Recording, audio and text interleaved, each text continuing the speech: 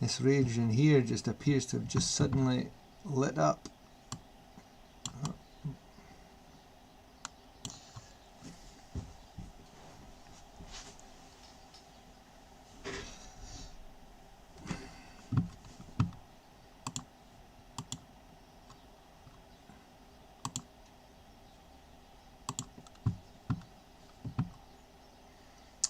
Alright there, and welcome back to the observatory.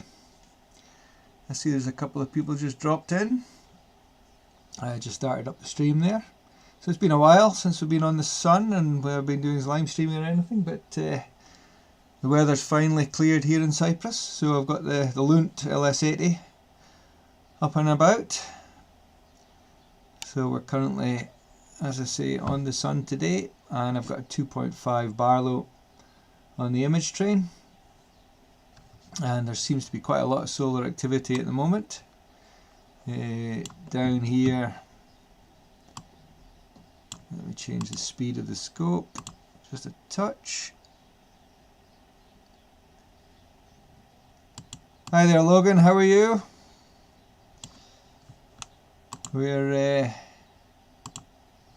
a lot going on in the sun today. I believe there's been a lot going over the last few weeks. I've seen last couple of days, I should say. I noticed there's been a few others doing some live streams. I think Bray was on there yesterday.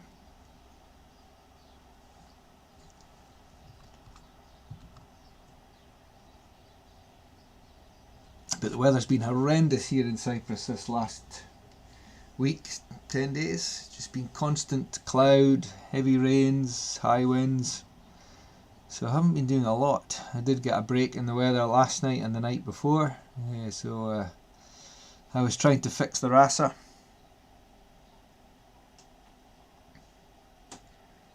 You're imaging the jellyfish nebula, excellent. You must have had a break in the clouds as well then, Logan.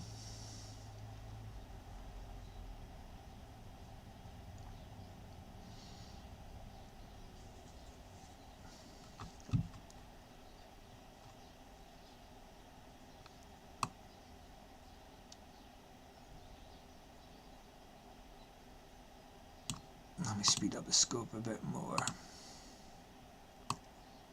There we go. Might change the solar tracking. There we go.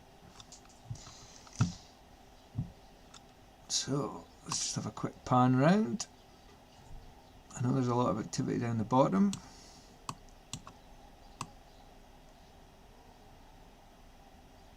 Nice big solar sunspot there.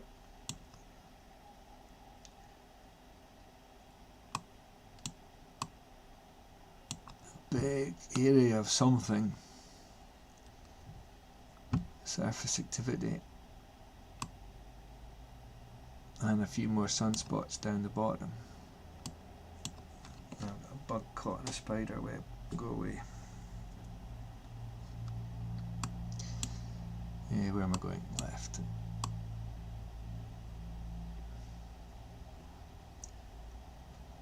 Nice big flare there. But certainly the central region. Oh, wrong way. It's definitely happening. Tempted to take Barlow off and get a full disc view, but I'll let you close up.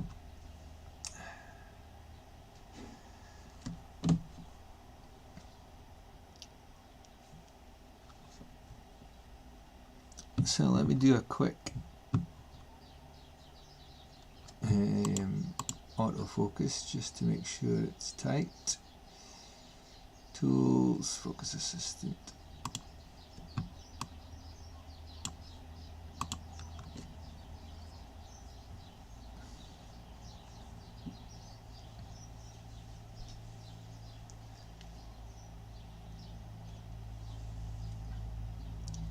Yeah, so I've been trying to get the RASA fixed, so I made some progress on it. The declination was miles out and huge backlash on it, which I seem to have managed to sort out, so it seems to be behaving itself now around about 0.5 arc seconds. Now the right ascension's still all over the place. I need to do a bit more tweaking on it. It's still sitting around 1.2 or something like that on the CGXL. So I'll maybe have another play tonight. But it's freezing out in the observatory in the evenings. Not freezing by polar Arctic Canada and America, but freezing by Cyprus standards. So.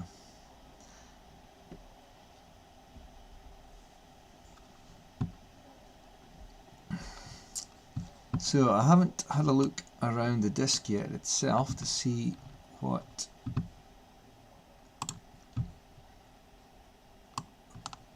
flares we can see. This thing's definitely up here, erupted here in the upper left.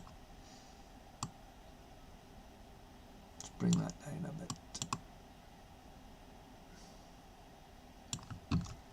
And we'll boost again. See what's happening around the disc.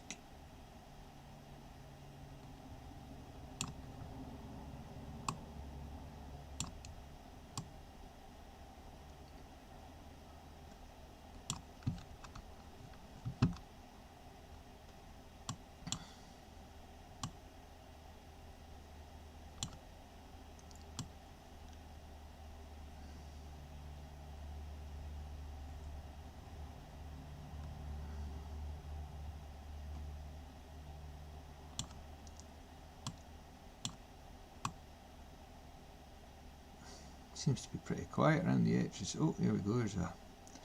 There's a lump.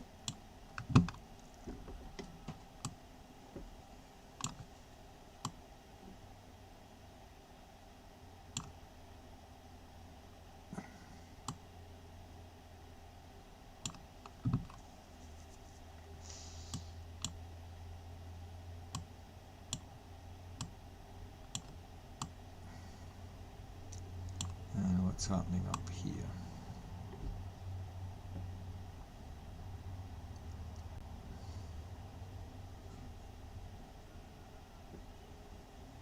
Yeah, there's not a lot happening around this disc today. Maybe a few whispers up there.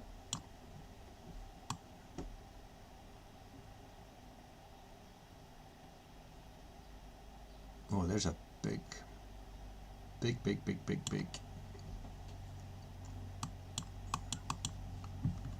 Wonder how that would colorize.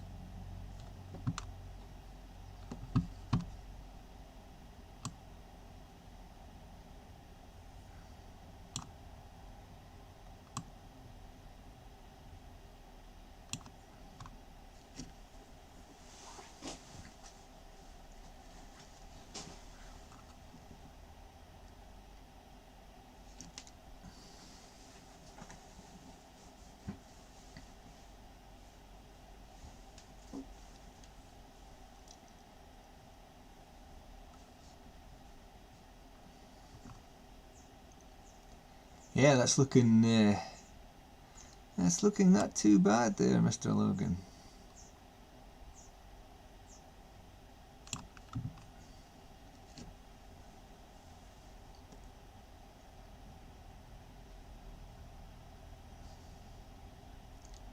Unfortunately, I haven't got a lot of storage space to take a lot of snapshots here.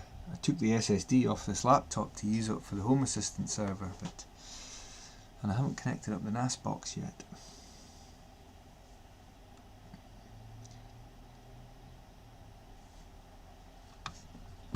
Let's have another walk around the disc, if I can remember which way I'm going.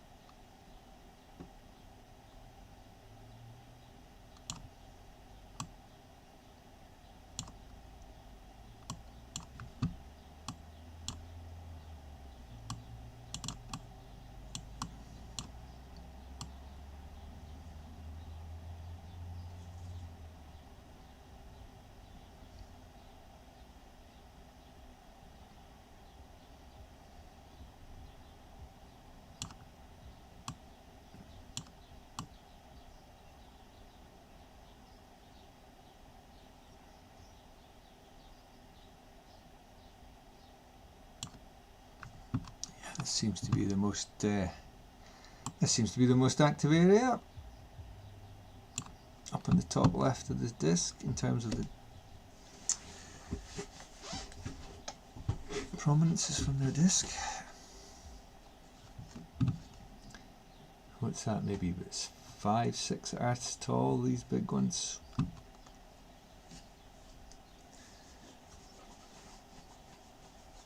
Where's my can of juice? I forgot to open it. Hello Coral, you just enjoying the sun?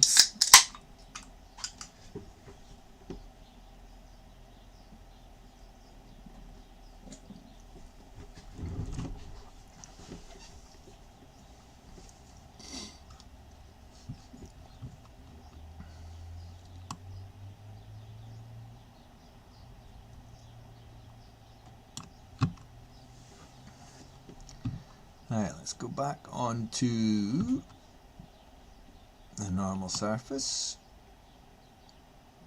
Yeah, this flare's erupted right here in the centre.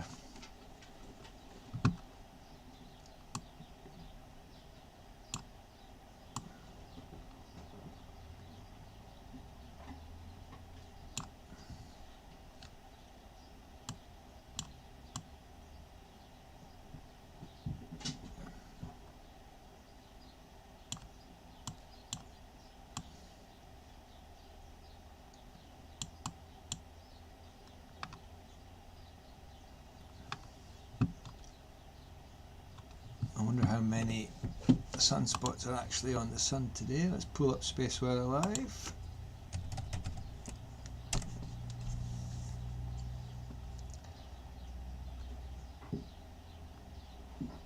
I'm using the ASI174 mono, Logan.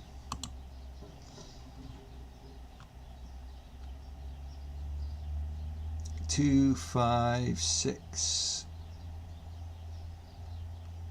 27, 35, 48, 52, 54 sunspots on the sun. Nice.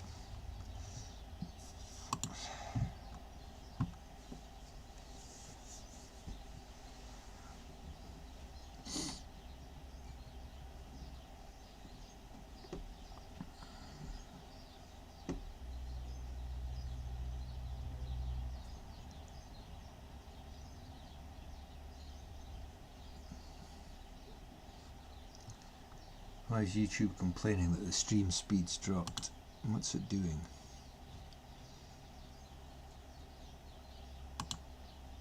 I'll keep an eye on that. Oh, it's probably the internet provider messing up again. Where have you gone, dog?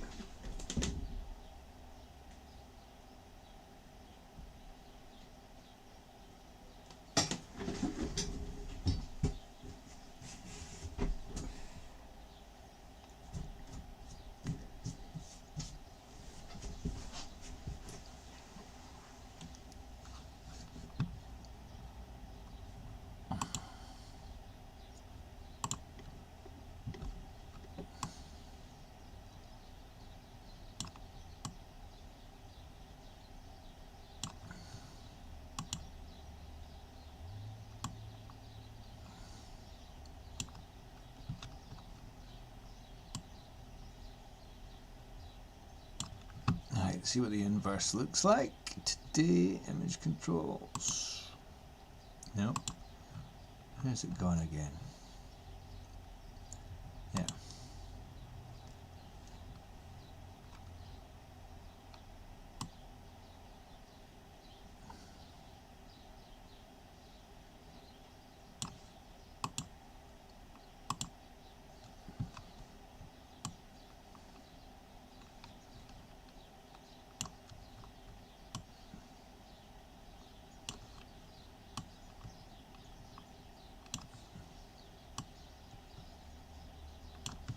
Let me do an autofocus on that and just see if we can tighten up just a little bit.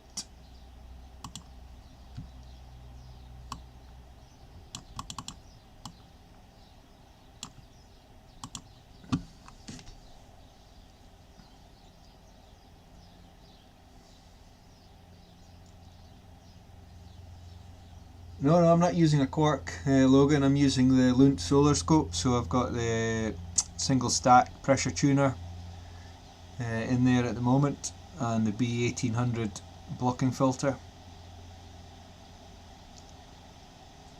and a 2.5x Barlow, which probably takes it up to around about well, was it 540 times 2.5, whatever that works out at. Is it 1200 roughly?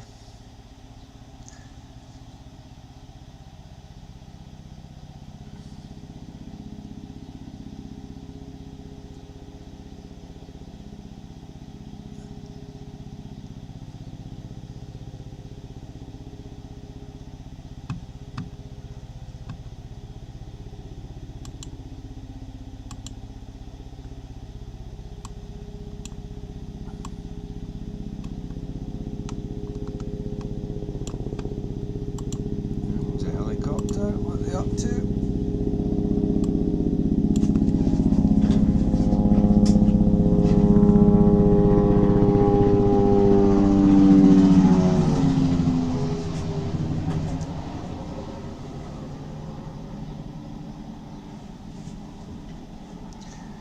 Are you using a white light filter for that, Logan, with a mono camera, or what are you dabbling with?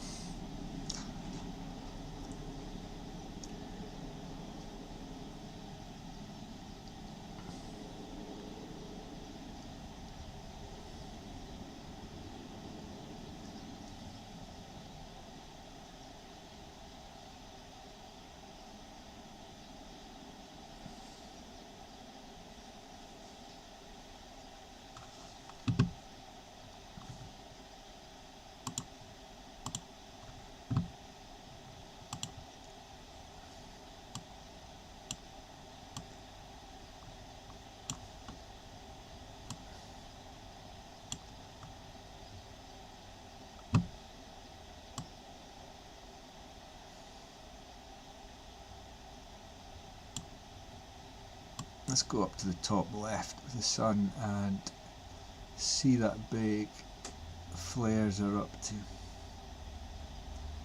Prominences, whatever you want to call them. And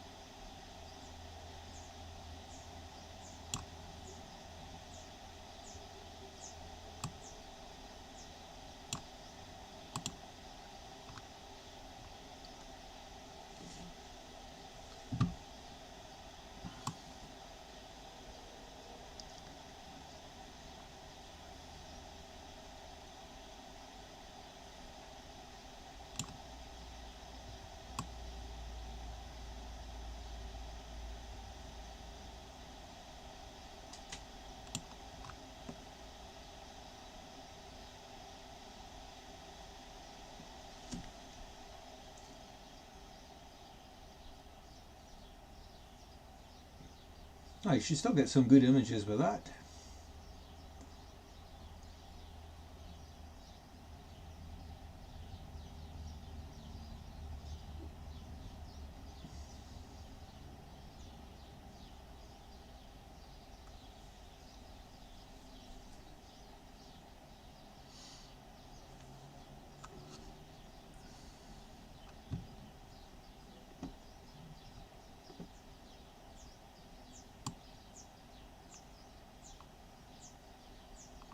Flares died down a bit in the middle here.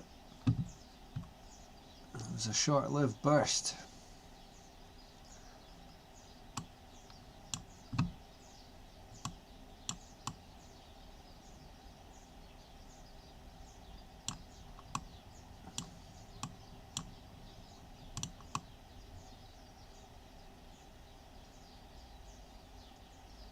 That is a big sunspot.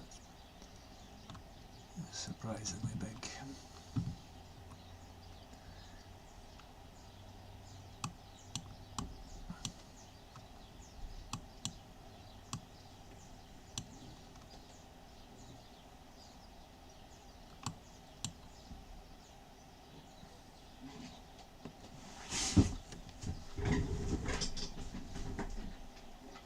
What you doing, dog?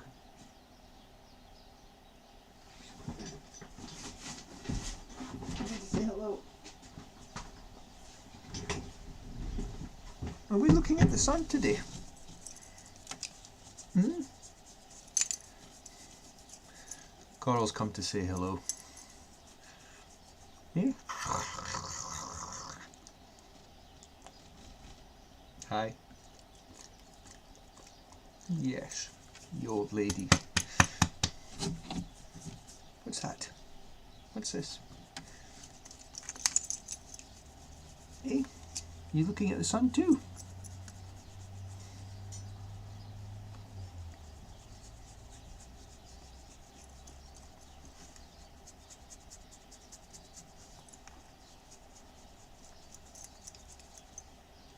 What have you been doing in the garden? You're filthy. You've been chasing cats. Right, there you go.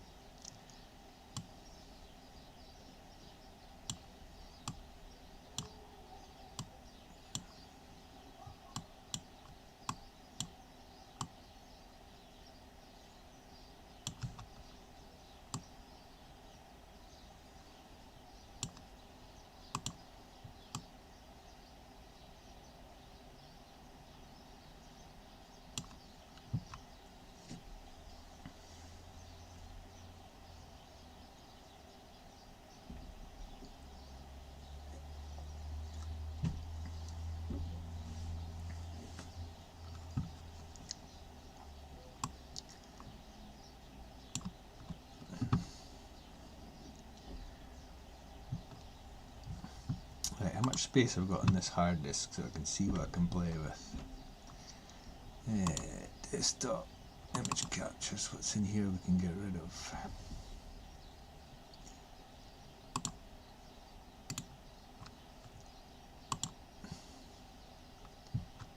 That's empty, that's good.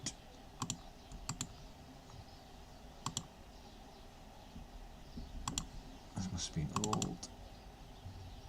Let's delete that.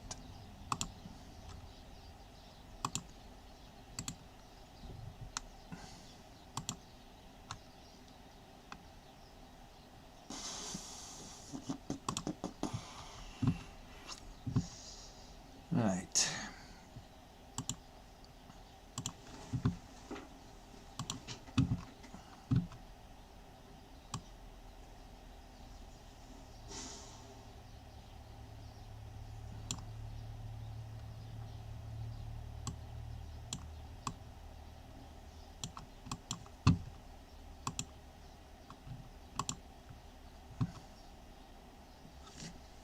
Let's do a quick grab of that and see how it looks. Quick capture.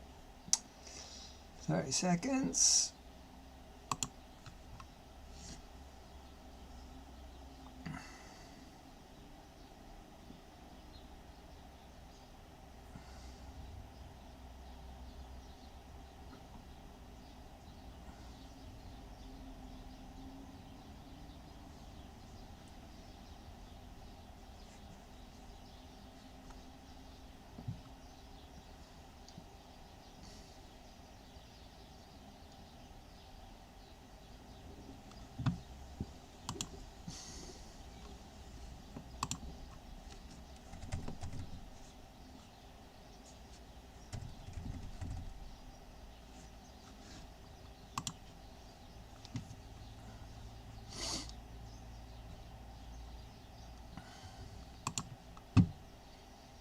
Right, how do I do this again? It's been that long.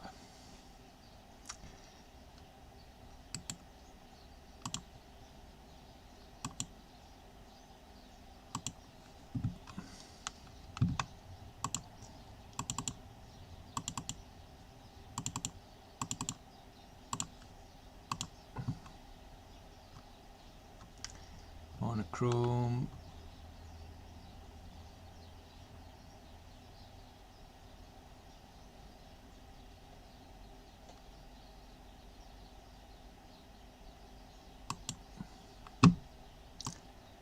We want disk or surface with details.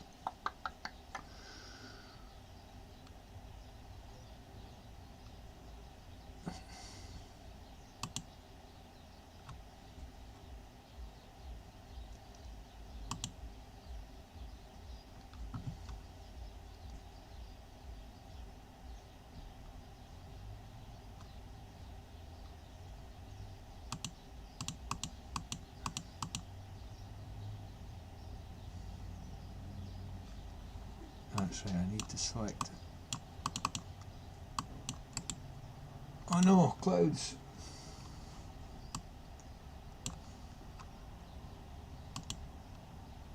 What am I missing? One.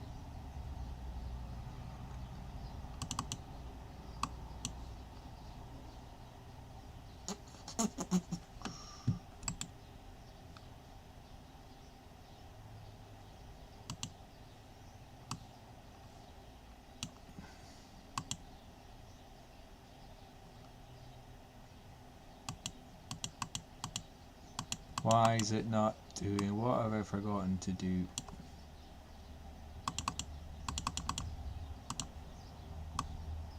I need to do that first.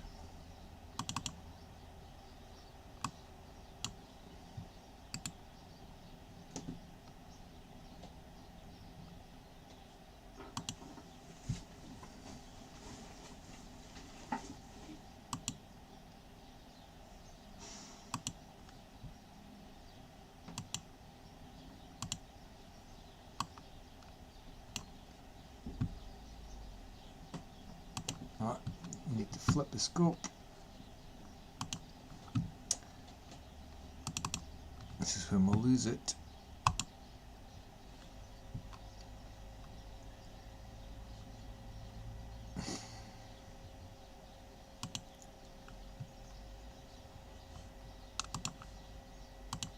Please come back to where you are.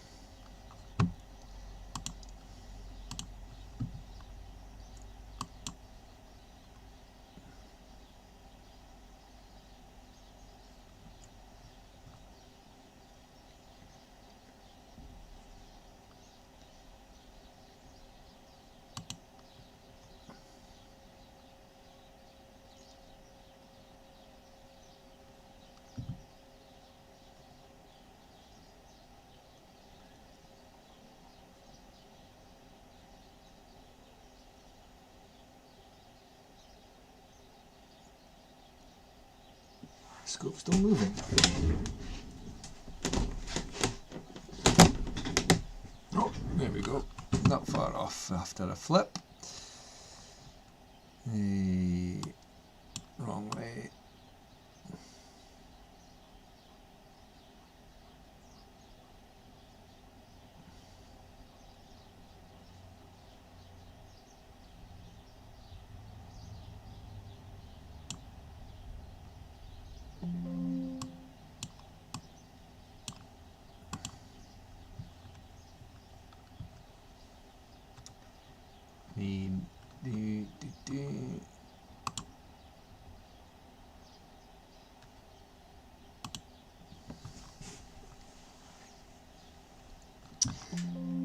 Right, let me just recenter the model, seeing as it's been moved.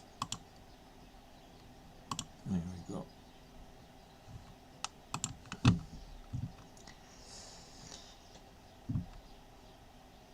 Oh, everything's upside down now.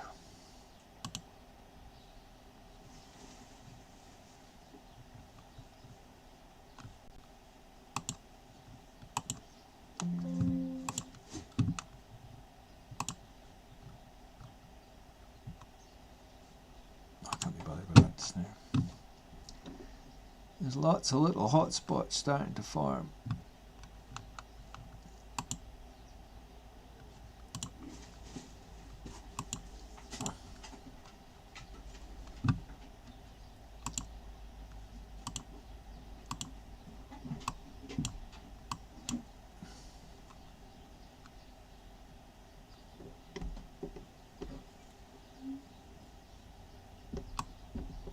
Oh, it's crashed again. Don't know why SharpCap does this now and again. I don't know if it's when something else is selected, it just doesn't like it. Close.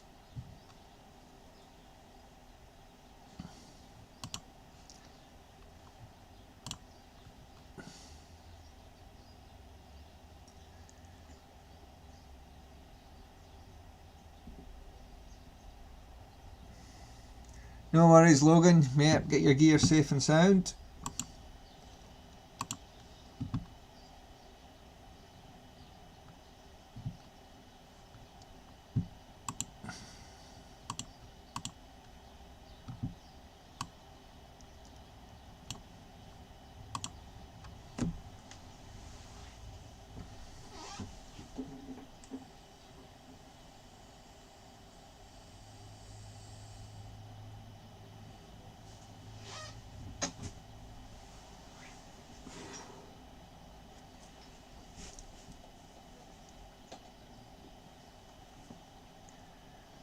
I might head over to Discord and go and start a live stream there.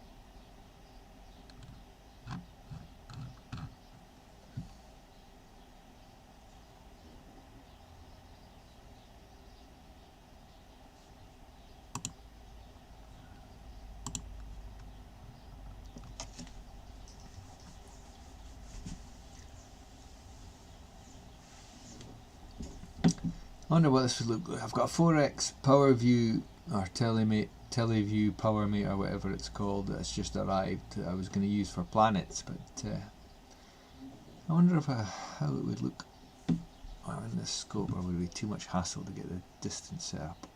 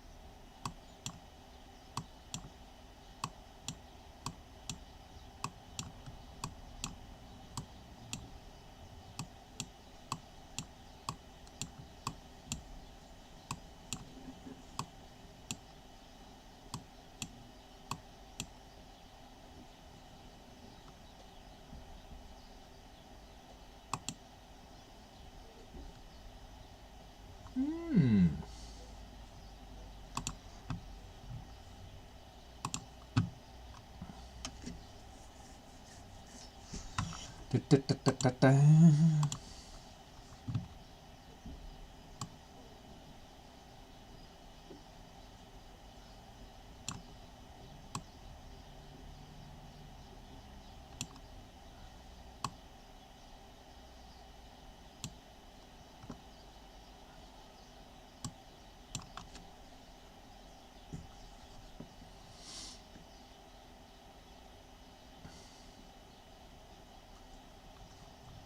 At least the mount's tracking well, that's to be said. A flip to meridian flip, so the flares prominences are now on the bottom right. Over here, you see the other way. God, I hate this. And let's whack up again.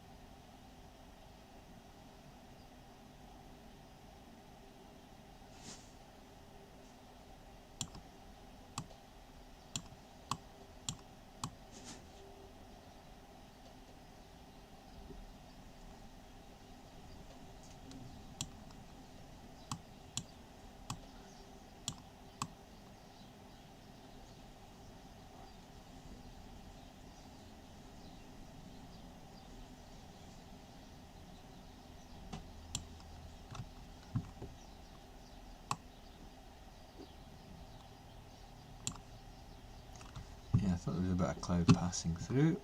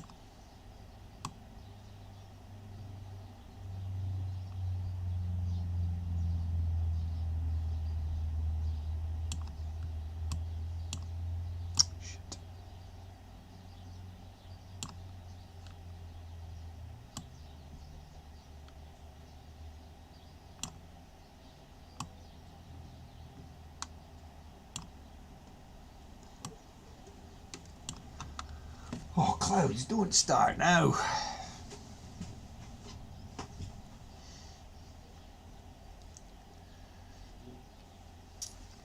Where's this cloud come? The sky was blue. Hopefully it's just going to go bath. Oh, it's only a little fluffy one.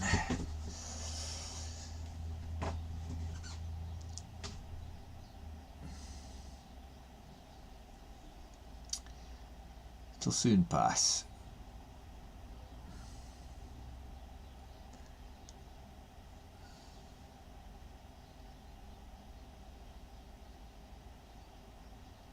I hope.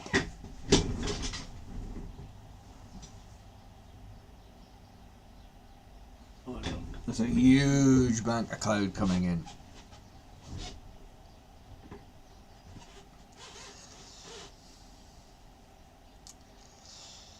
I think the days are numbered. Time's running out with this cloud.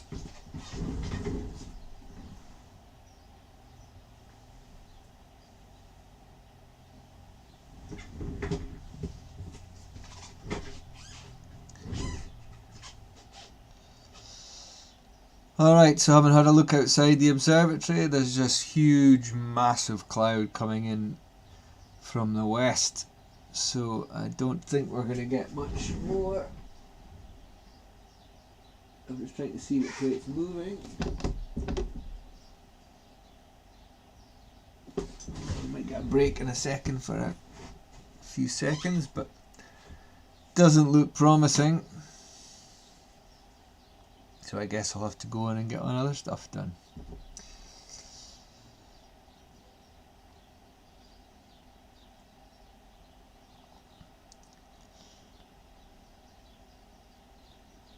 Oh, come on. Break. See if we can bang up the exposure and see if we can break through the cloud, just to see something.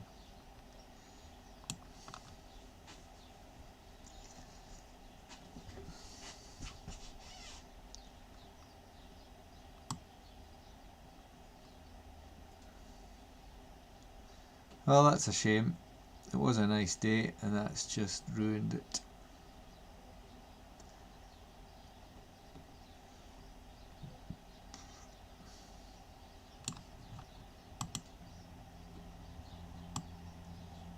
Oh, it's clearing. Oh no, it's not.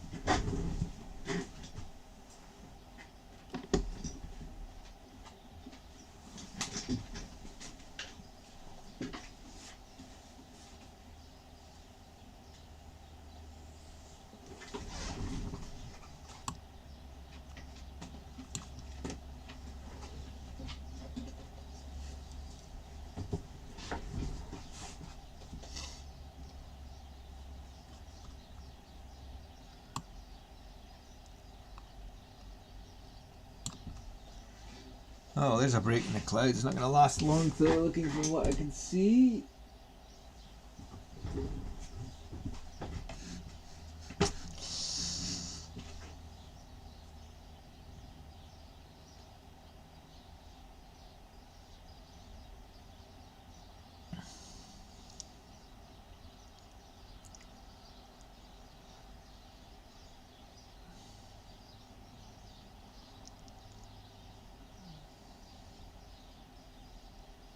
Oh well, I think I'll have to call it quits. Hello, lizard.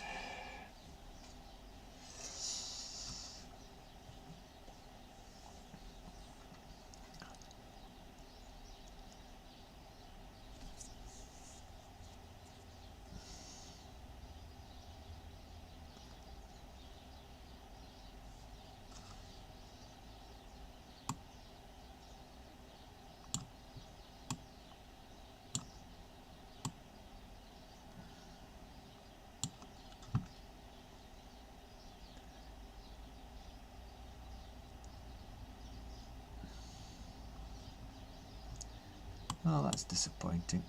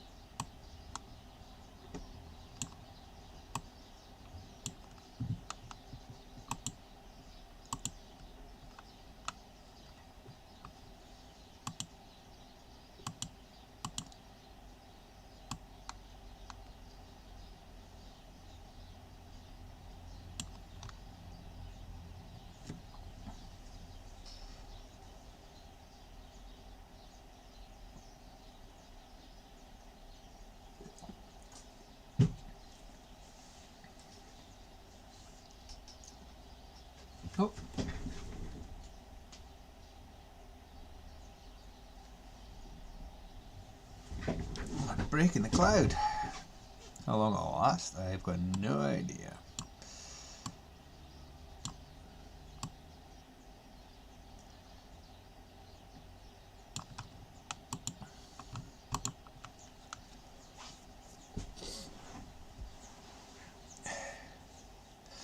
Well, the clouds have seemed to have broken again. I don't think they'll last long, this gap.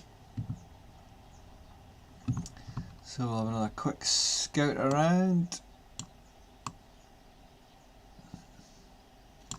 This area down in the centre of the image there, it's definitely starting to pick up increased activity, with these two other regions certainly coming alive as well.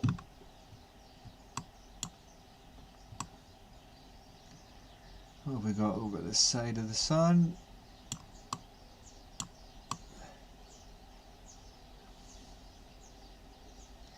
And it's definitely quieter over this side. Still quite a number of sunspots, and there's a big flare arc. So then adjust.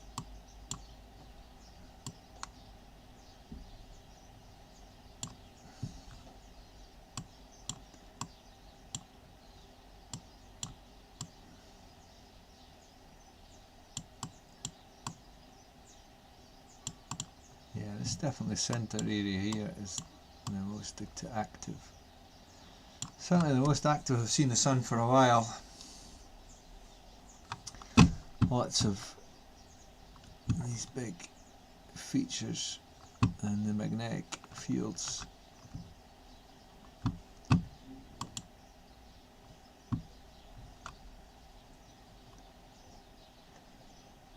Lots of little sunspots in this cluster.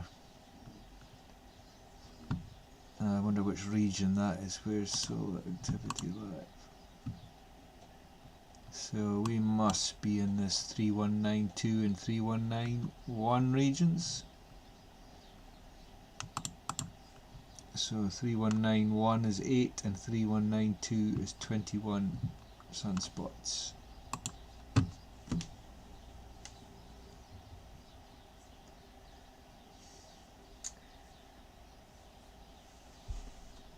Alright, so you see a couple of people have come back. Hello. I don't know who's there, but thanks for popping in by. We're just taking the opportunity while the weather's improved in Cyprus for a spot of solar before I tear down the solar rig. I'm moving everything around again outside, but I didn't want to go and it's perfectly polar aligned and everything at the moment. That's why it's tracking nicely. So I thought I'll do this now before I take it to bits and then lose all my alignment, because I don't know when I'll get it back again. But the clouds have broken again, so I thought the game was over, but it seemed to be okay for the time being. So I've got the Lunt LS80 solar scope on the go with an ASI174mm mono camera, a 2.5x Celestron Luminos Barlow, and the solar scope is the single stack pressure tuned, and it has the B1800 blocking filter in it. And there's certainly a lot of activity here on the sun today, and we can see these big central region in the image there. Looking at solar activity website, I think these are regions 3191 and 3192, so 8 and 21 sunspots, and then this 3190 region, it might actually be it there, I'm not too sure, I've lost my orientation. It might be here actually, but yeah, regardless, there's a lot going on. Around the disk itself, if I have a look at the edge, down the bottom left of the image now that the scope has done its meridian flip, there's quite a large number of flares coming off the disk. If I increase the gain, let's put on the colorization, and up we can see quite a large, that's maybe a good 6 to 8 Earths tall. Wrong way.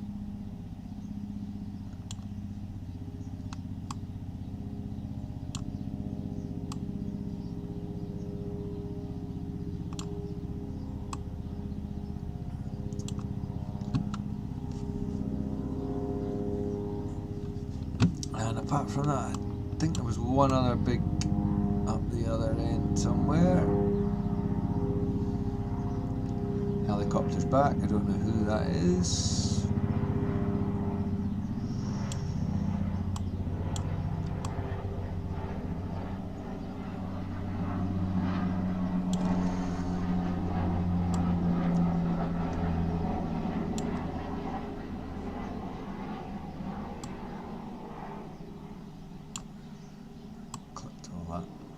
There we go.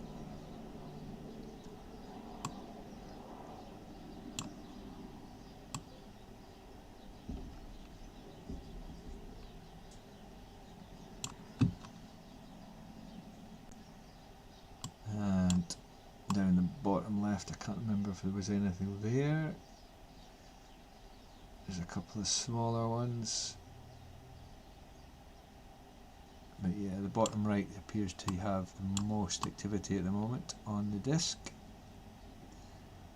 Disk's edge. So we can see we've got, you know, there's one coming out here, there's another one arcing away around here, a couple of small ones there, and then this main feature coming out here, and this large, it looks like a large region around here. But the main activity is all happening in the center of the sun. If I can get my telescope to go the right way.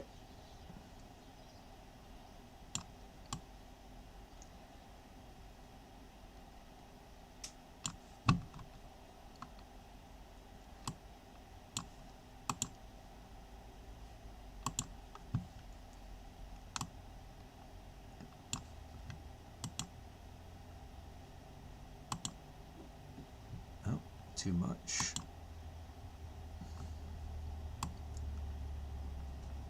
There we go.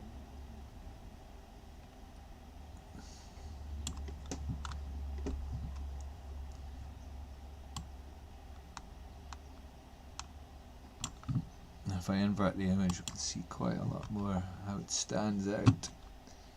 All the things that's going on.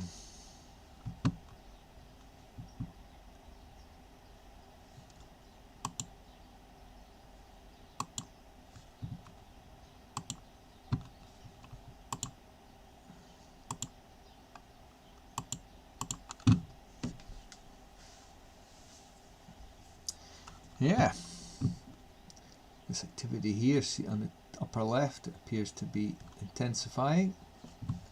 It's got a bit brighter compared to a few minutes ago. And we're seeing a lot more arcs along the various regions. So I'm not sure if this one down in the center left, this area seems to be intensifying, and I don't know if this is getting ejected, as we seem to have an arc forming.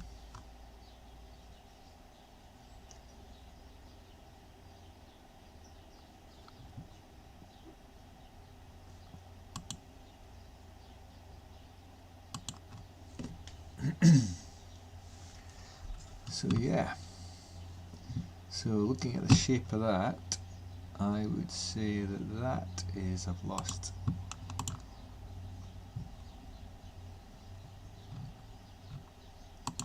is that 3186 or is that 31, that's 3190 I think.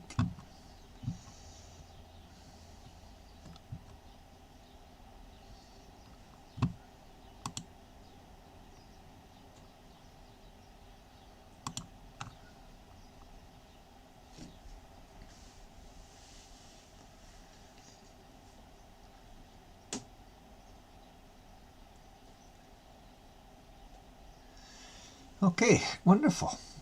So who have we got? There's a few people online, so I don't know if you want to say hi in the chat. Just let me know where you are. Unless you're too shy, I won't bite.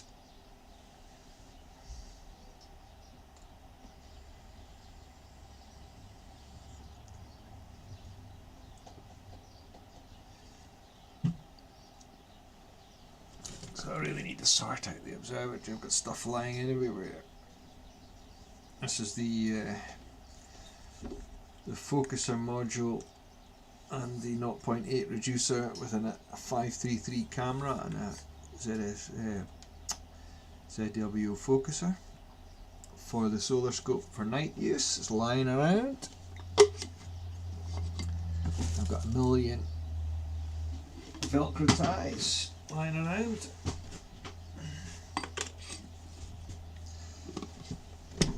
I've also got the OAG module for the other scope.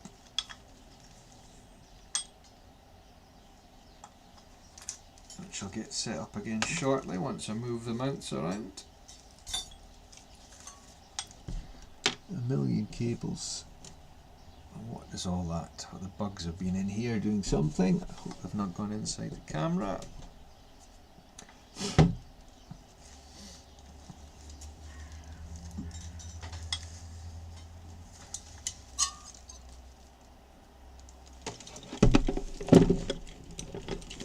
Yeah.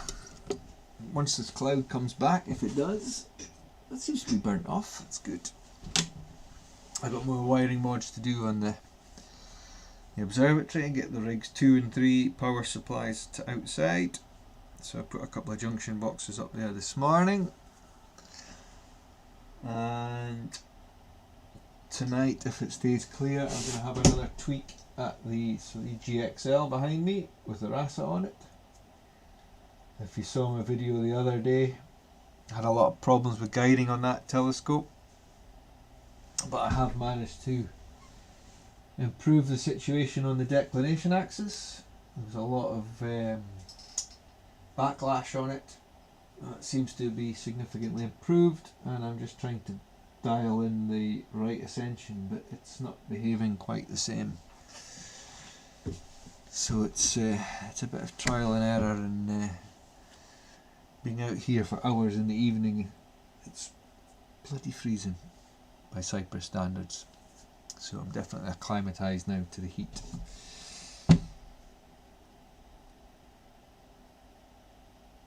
Other than that, it's just happy days.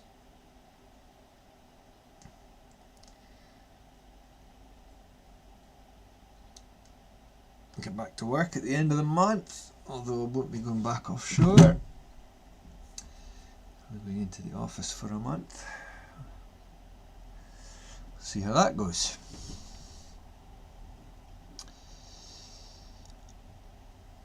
Okay, let's have a scoot around. Let me go back out to, oh, wrong one, auto. Yeah, this is definitely intensifying, this arc. Getting more intense. Wrong way.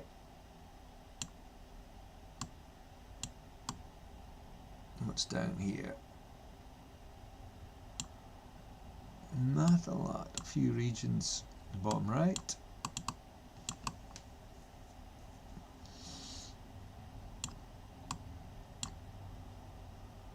Nothing too over the top.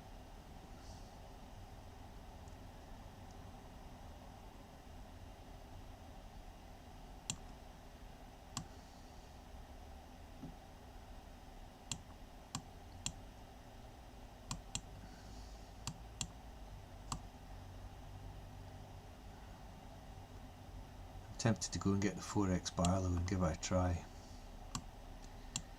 But I'll knock everything out of focus probably and never find it again if I haven't got the right back focus distance.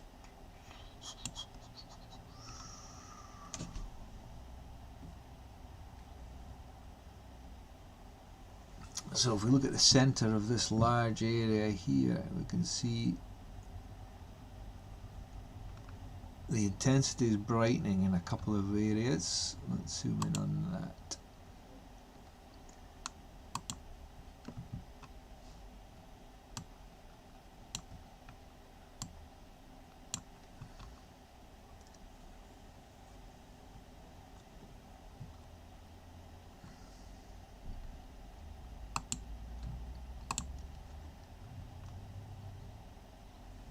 And this area in the upper left is definitely intensifying. Let's head up there.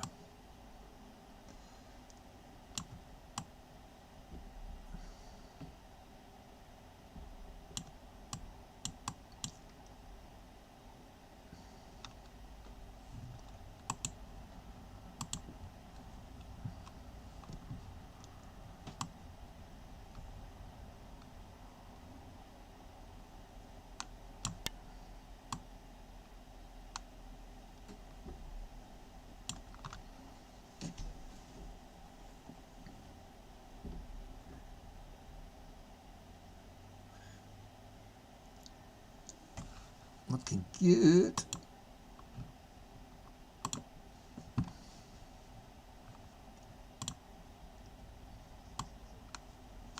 Oh, I see some clouds starting to drift in again.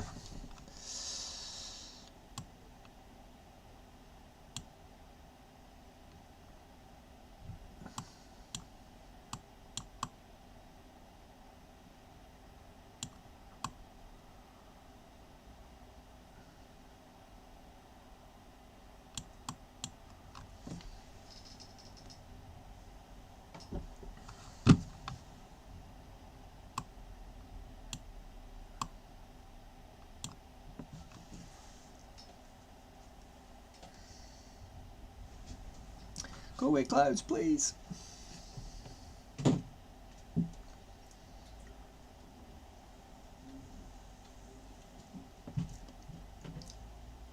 So for those of you who have just dropped in, we've got the Lunt LS80 solar scope with the single stack pressure tuner, an ASI174mm camera, which is mono, and a 2.5x Celestron Luminos Barlow, and the solar scope also has the B1800 Barlow, blocking filter, and everything is sitting on top of the CGX mount from Celestron.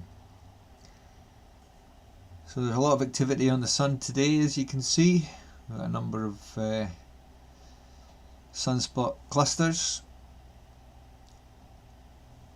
and a lot of flare activity. As you can see, all these plasma arcs running the magnetic fields, and there's quite a number of these areas.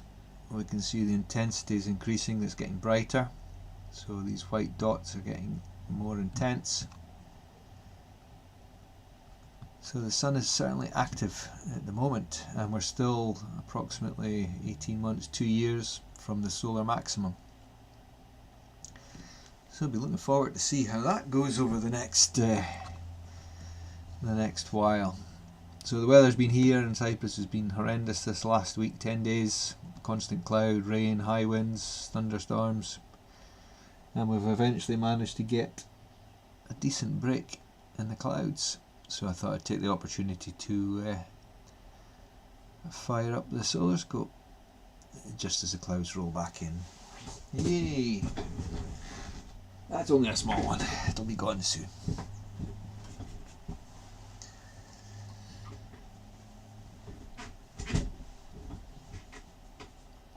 Around the disc itself, the bottom right of the image, I'll take a look in a second, but that seems to be the highest activity in terms of flares and things, prominences.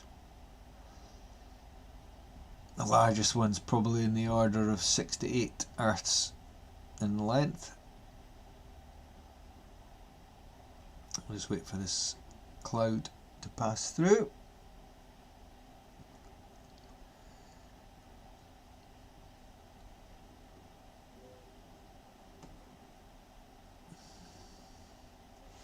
Looked like it was breaking.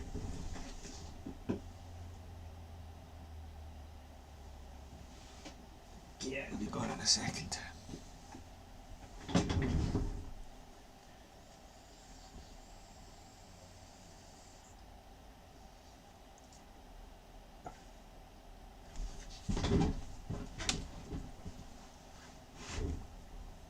Yeah, it's starting to clear. Come on, clouds, you can do it. Whap up the exposure. We can break through it just while we're waiting, just to see how it's moving.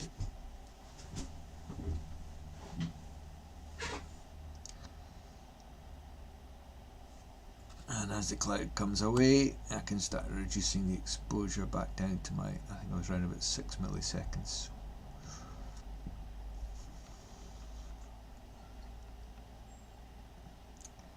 So the camera with this exposure rate was sitting at 11 milliseconds at the moment. We're getting around about 42 frames a second.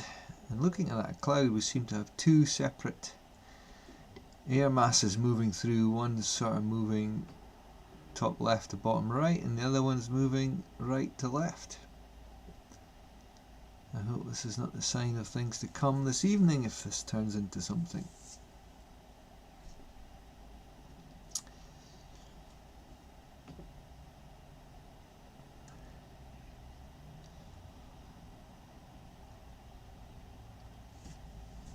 So for those that are in the stream at the moment, don't be afraid to say hello in the chat.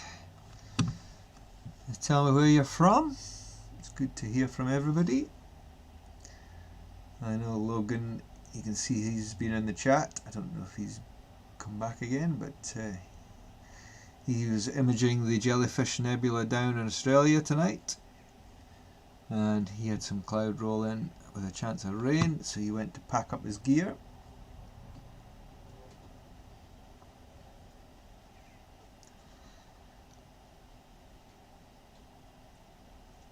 Oh, it's cloud breaking. It's just come to a halt. The wind's doing all sorts today.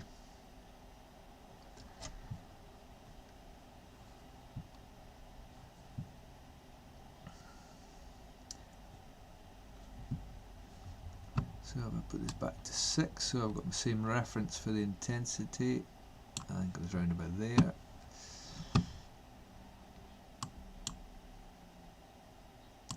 Yeah, so down this bottom right hand corner of the sun was where we had the large features emanating from the sun. So if I turn up the gain, I should get them to stand out. There we go. And if I flick it into false colour, it can help stand out, and then pull in histogram. We can see that's maybe in excess now of, I think it's round about 6 to 8 Earths tall, with quite a large feature running down here and a few other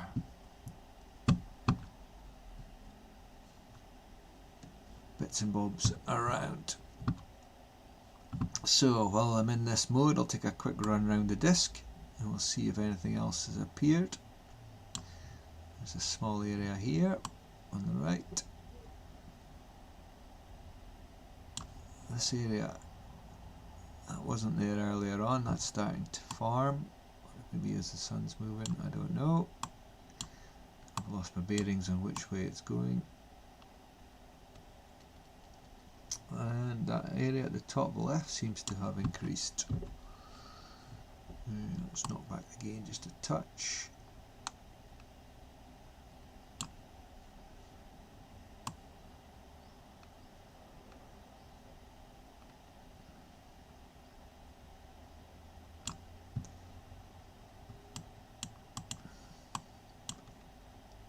Yeah. And we head back down the bottom.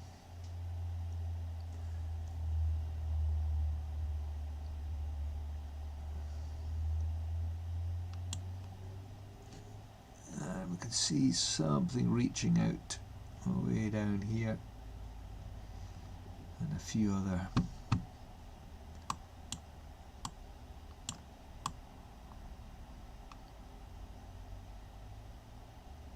this one definitely seems to be the longest. Great. I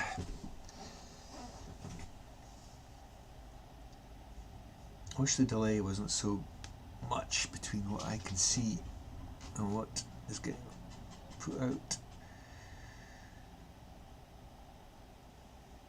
And there's a bug crawling up the back of the Wi-Fi antenna.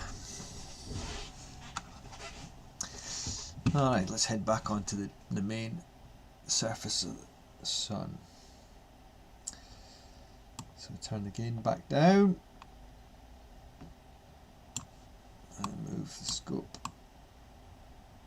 back up, wrong way as usual. Get this back in the center and adjust the gain down a bit and turn off the colorization and reset the histogram.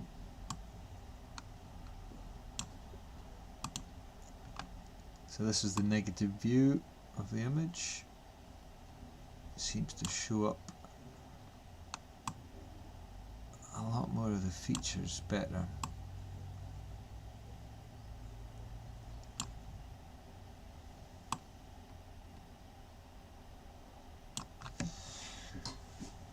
And there we have it.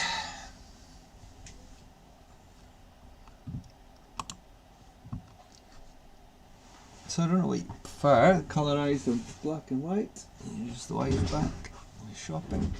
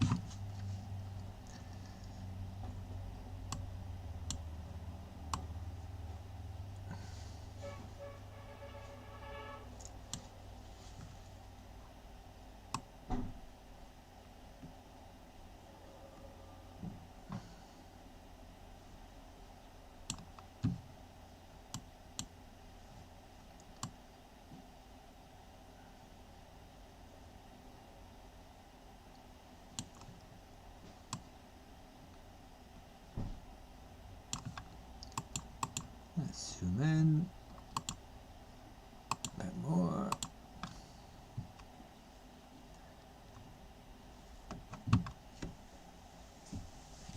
Excellent.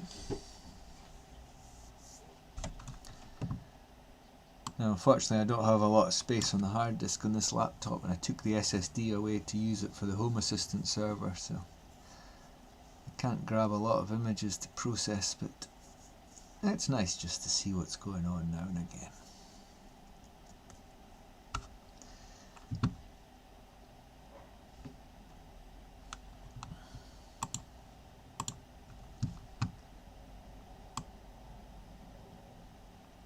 So this is a false colorization built into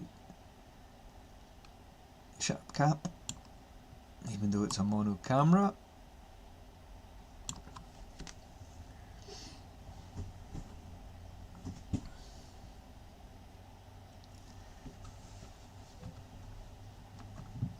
So I think this is solar region. I'm just trying to work out where we are. it's one of these three. Let's have a look again. Where are we? What we look like? That was down that way. It's over there. Yeah, that might be 3190 on the left, and then this cluster up here is 3192. But the dimensions look a bit out, so I'm not 100% sure if things have changed.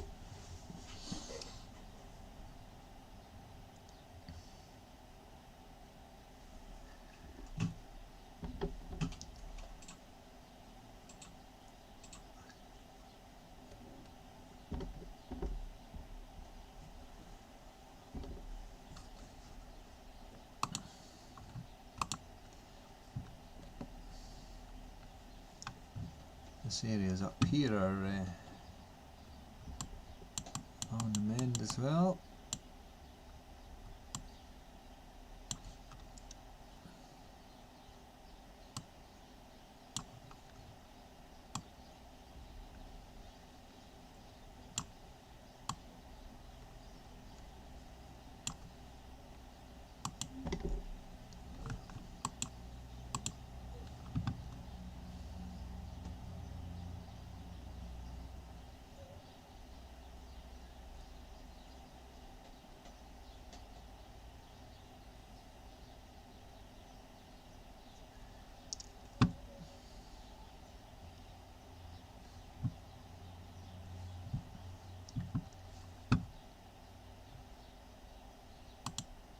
So that was earlier on, but I haven't really done anything with it. I'll maybe grab another one. Let me take the inverse off and adjust.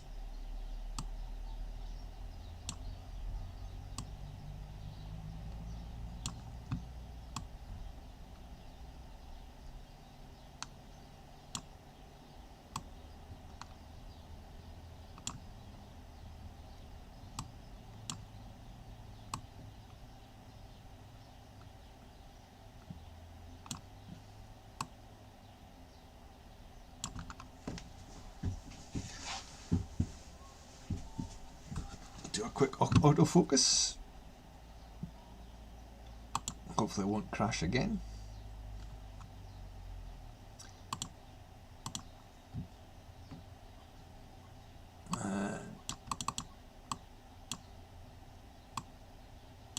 Let's autofocus around the sunspot. Let's see what it does.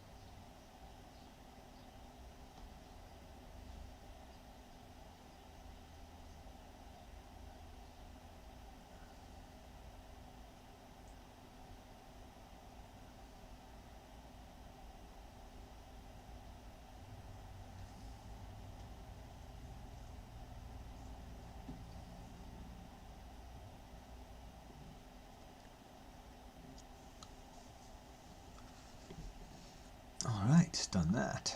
I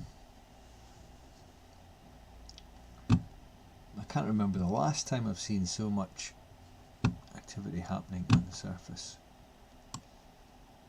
Particularly the big, yes, you get sunspots around the sun, but these huge areas of just intense activity. One, two, well, I can't even count them, there's that many of them. I don't know how they fully define a sunspot, but 1, 2, 3, maybe 3 or 4 in there. All these individual dots may be classed as spots, I'm not sure. But when we look at space weather live, region 3192, which appears to be the area we're on, has got 21 sunspots on it.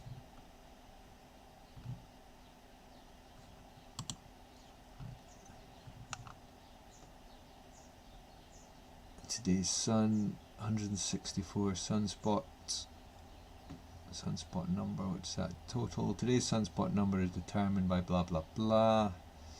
Each sunspot group counts as 10, and every umbra within each spot group is individually considered as 1. Therefore, no sunspots on the visible sun will be considered as 0, while the next possible high number can be 11 or higher. Well, very good. Why make things complicated, eh?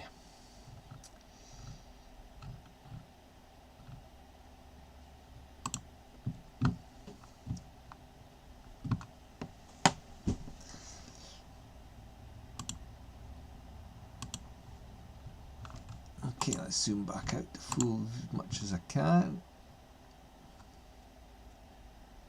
I could take the Barlow out and get a full disc.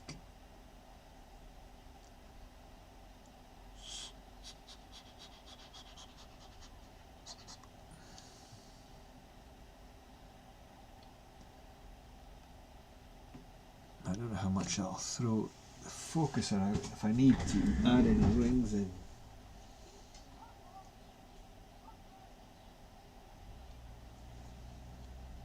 I'm glad the clouds have gone. I don't know, there was a huge bank of clouds, but it's GTF'd.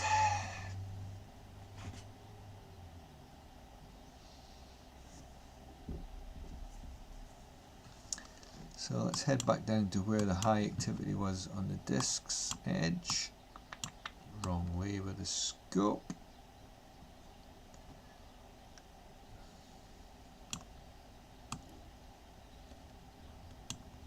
And whack up again.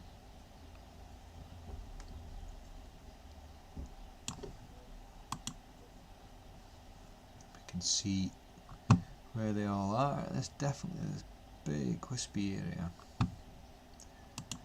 And put on the colorization.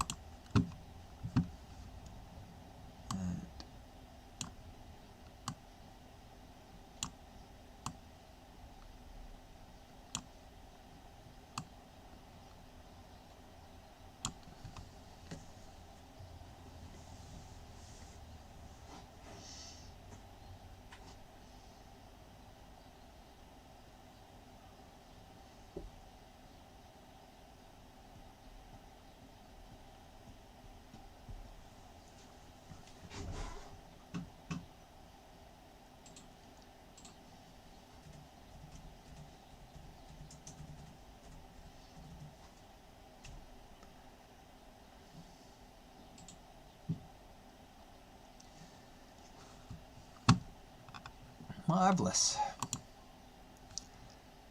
Let's go back to the surface. Oh.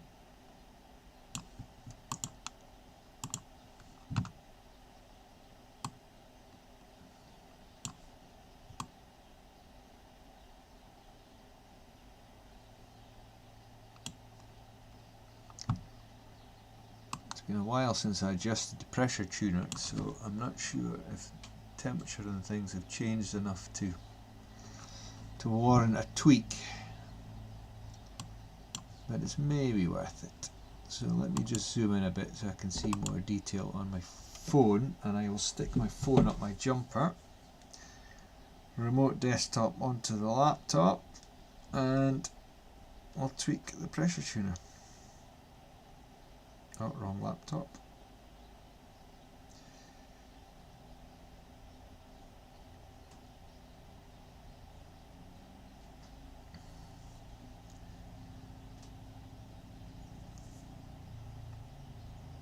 Okay, so now I'm remote desktoped onto my laptop with the phone. I use an application called RustDesk for that, which is an open source remote desktop tool. I gave up on all the others. This one seems to be the most reliable, and it has no ads and no logins, etc, etc. So what I can do now is I'll go out to the telescope. You'll see me appear in the camera, and I will go and adjust the pressure tuner and see how much of a difference, if any, it will make.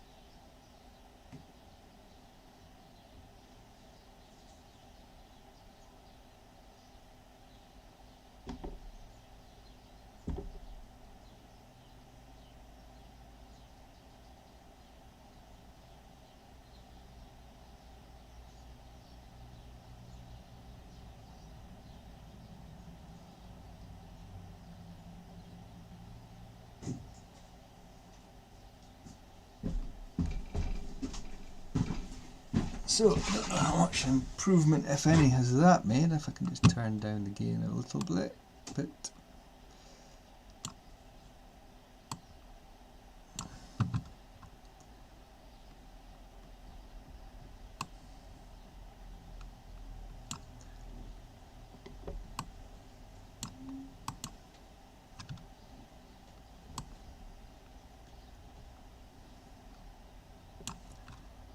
To nudge this up just a fraction.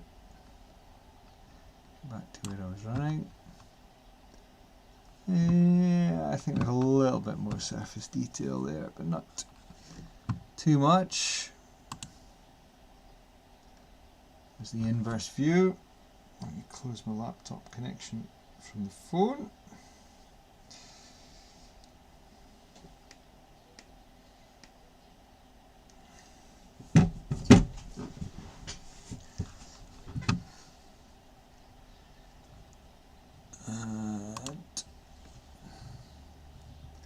Let's zoom out.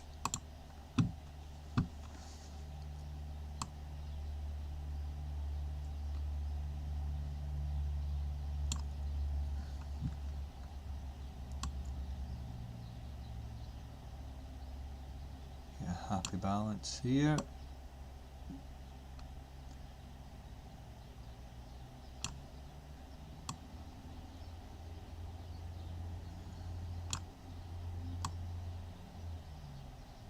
That's too much.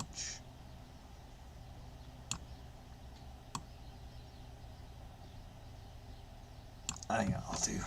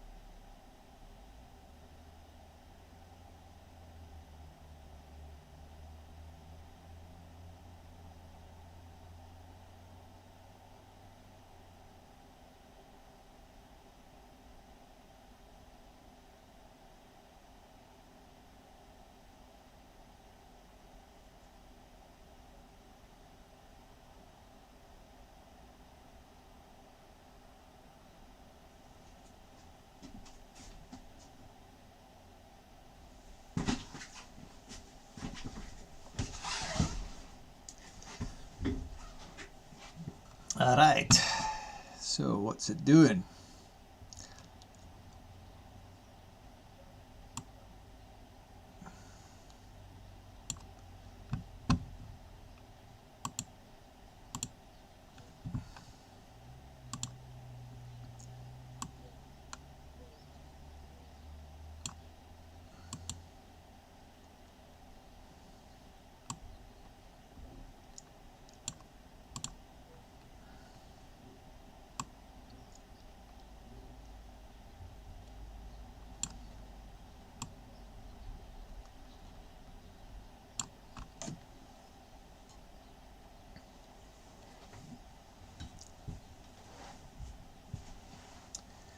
Alright, so hello to whoever just joined in the stream. I'm just taking advantage of a break in the weather there. It's been horrendous the last week or 10 days or so here in Cyprus. So the solar scope's out. The Lunt LS80MT with the single stack pressure tuner.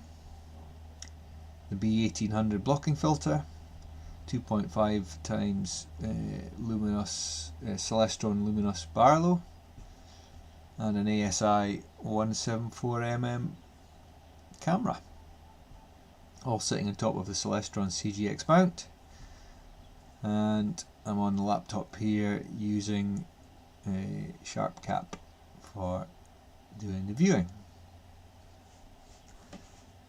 So there's a lot of activity in the sun today. This is just part of the images, or part of the surface obviously. I'd have to remove the 2.5x Barlow to get a full disc, but at least I'm zoomed in a little bit more on this view. And if we have a look around the sun,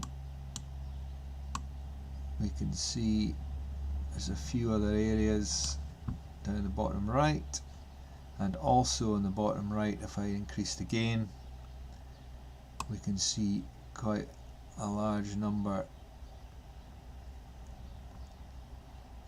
of features coming off the disc. If I can move the telescope the right way. So I put in the false colour, we can see just how large these features are. So this one down here that stretches away out probably about here as far as I can see it is probably in the region of 6 to 8 Earths tall. And then obviously this large area here, and another few smaller ones ejecting on the left, and these noticeable ones obviously dotted around.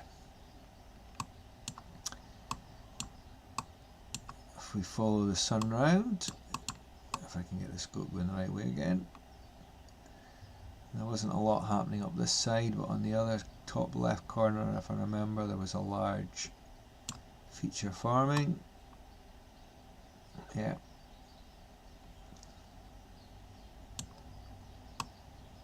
So if we get that into the center of the image where it's got less artifacts, and zoom in, play with the curve a little bit, see if we can clean it up, adjust the gain slightly. There we go.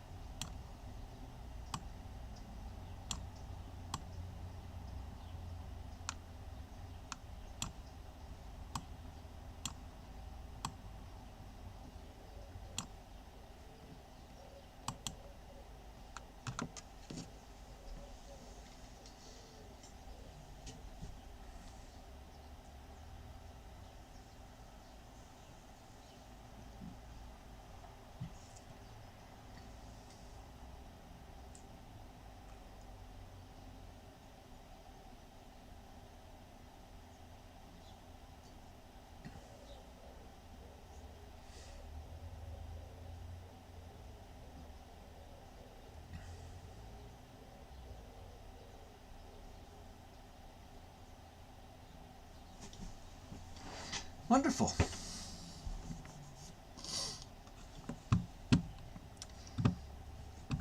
So this area in the upper left, it appears to have calmed down a bit. This large feature as well is also decaying. This is easing off. This little white hotspot here, I think that's increased slightly in activity or intensity.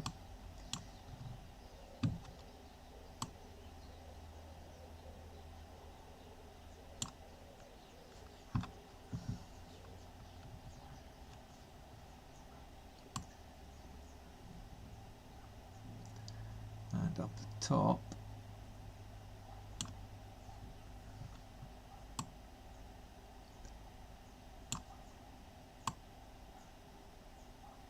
a couple of little sunspot clusters, obviously the main spot here, and a little region here. Two noticeable sunspots here, and then an intense area running there.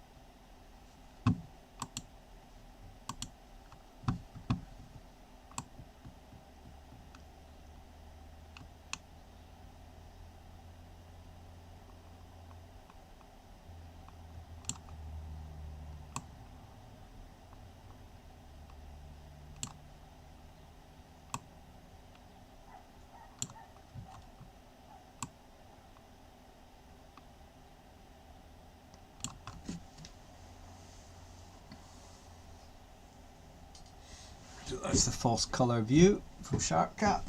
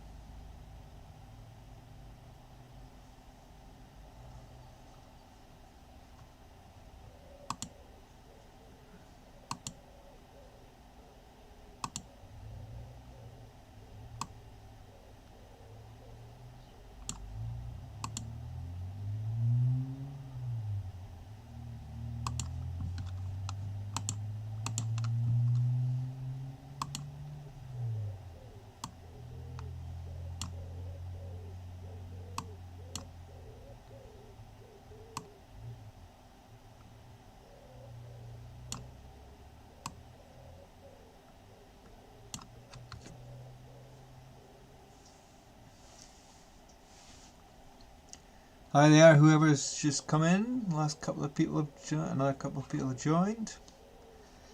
Don't be afraid and say hello in the chat. So for those that have just popped in, we're imaging the sun today, or live viewing the sun from Cyprus today. I'm in the south coast of Cyprus in the eastern Mediterranean. We've eventually got a break in the clouds, so I thought I'd put the solar scope to use. Got the ASI174mm mono camera, the Lunt LS80MT solar scope with single stack pressure tuner, Celestron Luminos 2.5x Barlow, and the solar scope also has the B1800 blocking filter, all sitting on top of the Celestron CGX Mount, which is tracking remarkably well.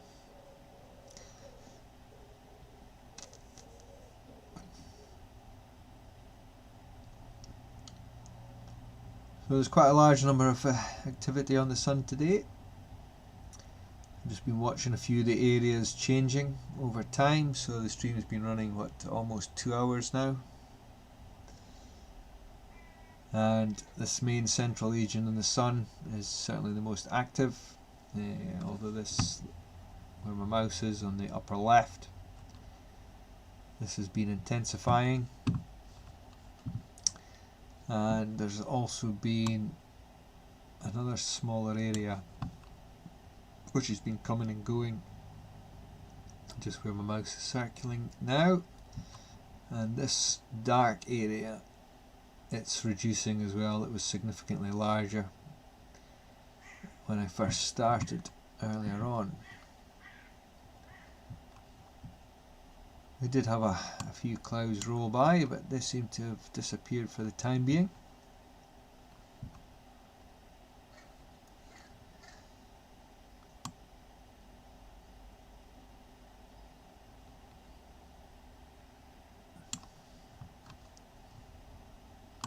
The scope's been behaving itself not too bad.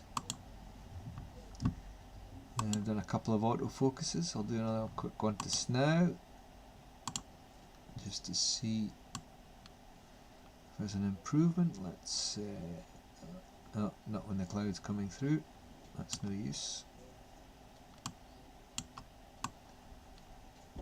Let's focus around this area here. The clouds go away.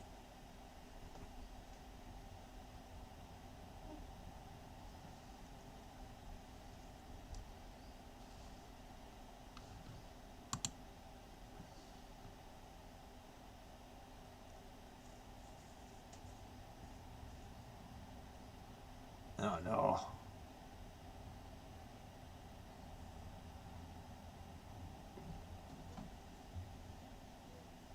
Where did that cloud come from? Oh, it's just a small bubble of cloud that's going to pass through in a second.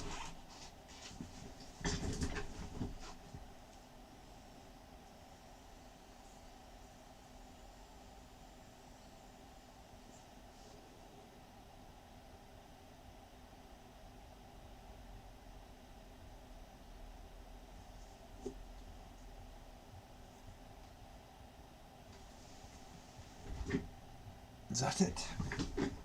I'm blinding myself, yep. Now let's do an autofocus on here.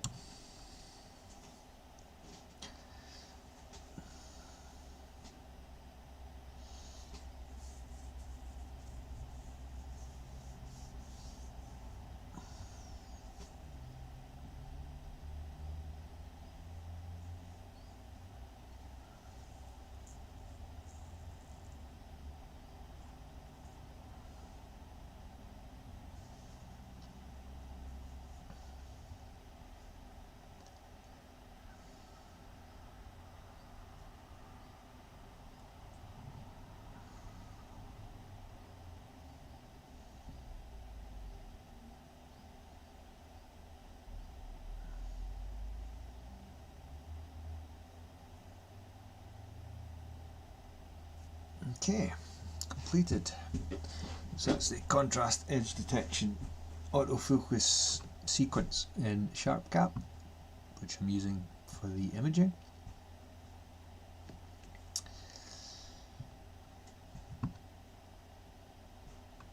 There's a lot of wispy clouds coming through, nothing major. So if I come out full view,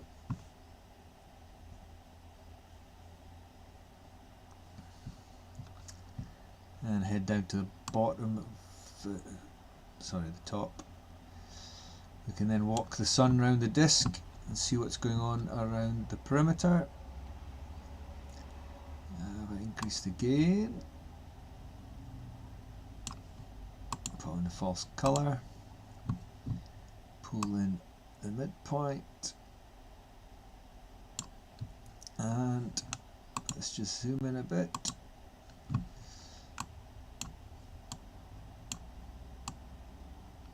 And walk around the sun.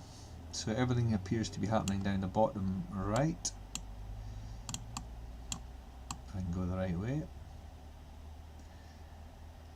There's a little region here you can see arcing out, nothing major. But down the bottom there's a lot of happenings.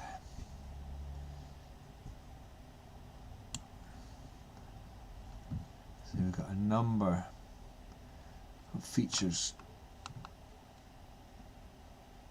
This huge area must have been ejected over the last few hours.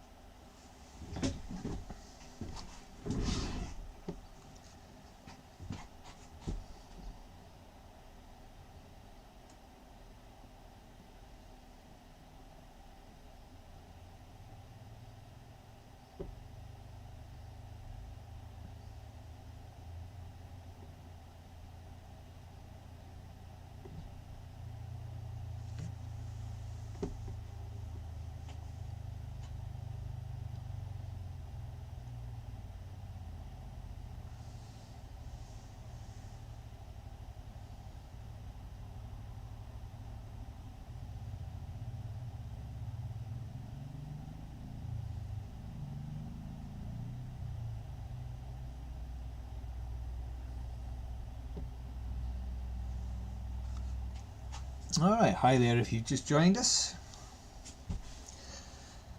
We're here live on the sun.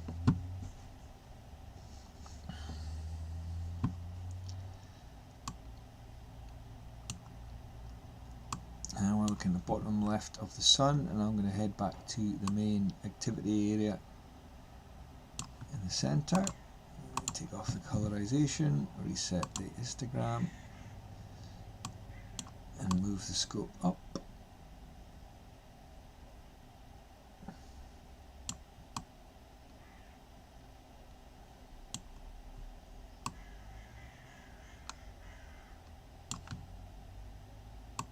adjusted the exposure instead of the gain. Silly me. Let's put this back to where it was.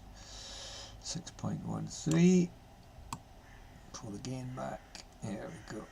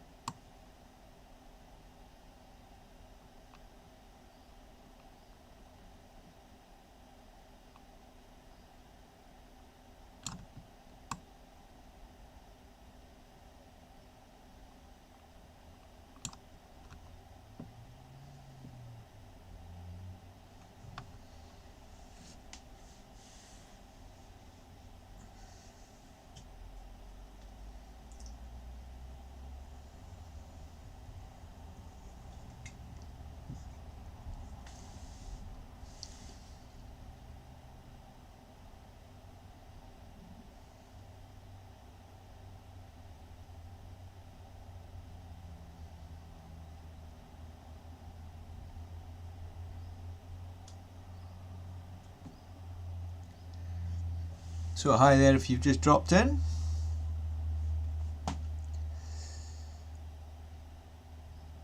Thanks for coming on by. I'm just chilling out, seeing what's happening on the good old bringer of life.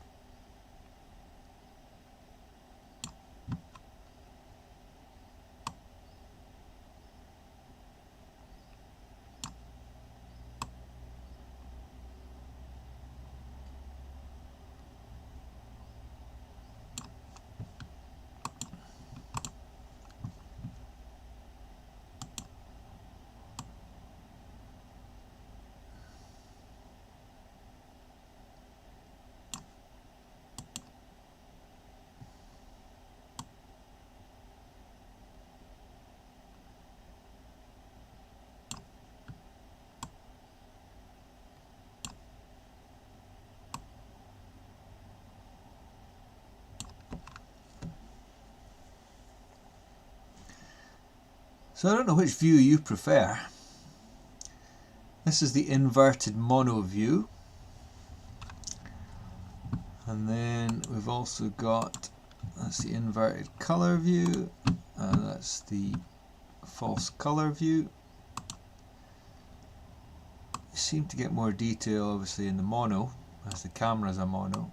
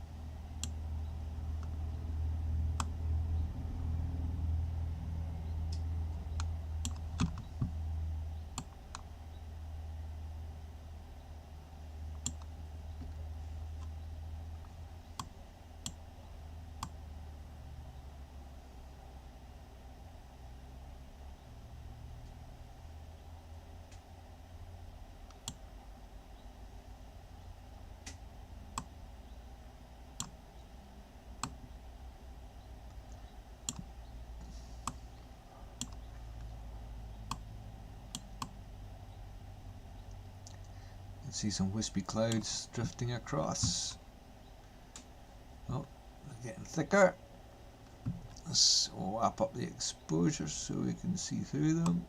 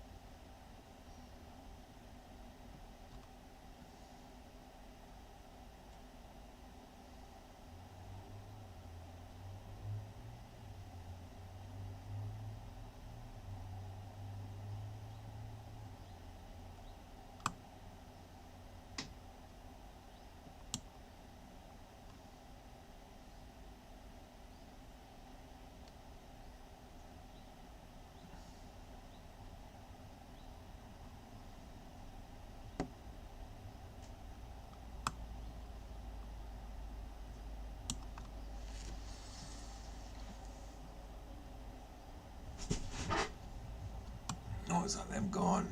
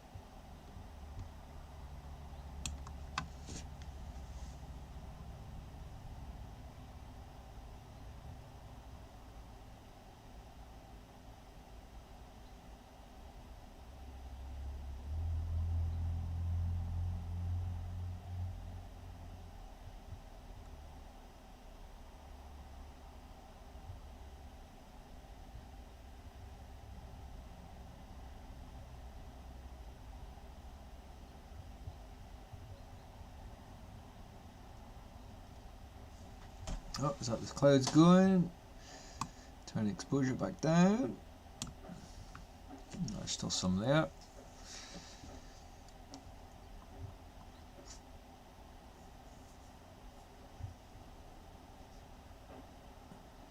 And they're thickening up again.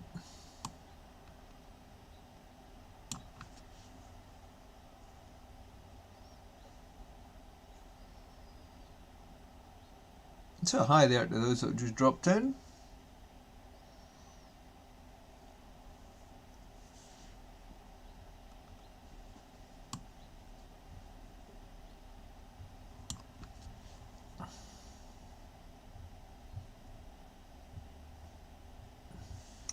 There's definitely more filaments starting to form compared to earlier. We can see lots of these stringy filaments really starting to establish themselves. Big arcs.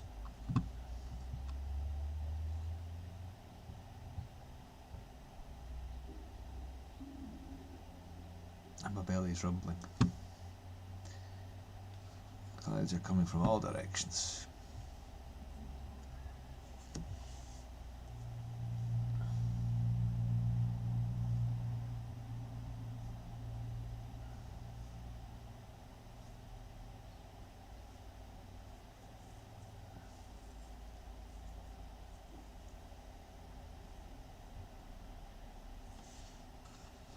Tell them gone.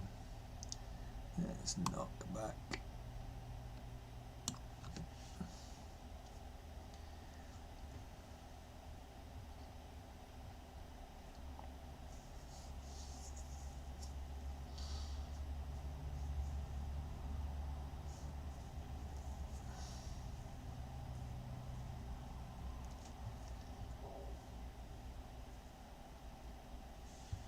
This area here is on the upper left, just to the left of the sunspot. it has been, appears to be getting more intense over time. Started off just as a white dot a couple of hours ago.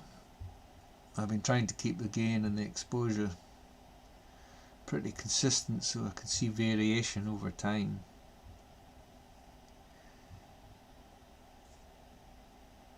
But this, these filament strings are definitely more noticeable, I think, than they were earlier. I even think some of these around this sunspot cluster are fairly new.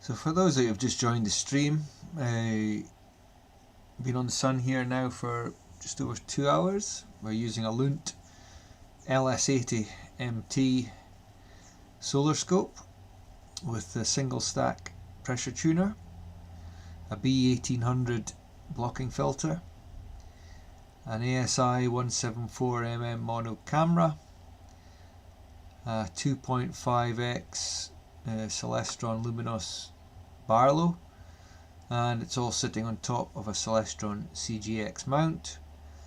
And the software we're using today is the SharpCap Pro imaging software.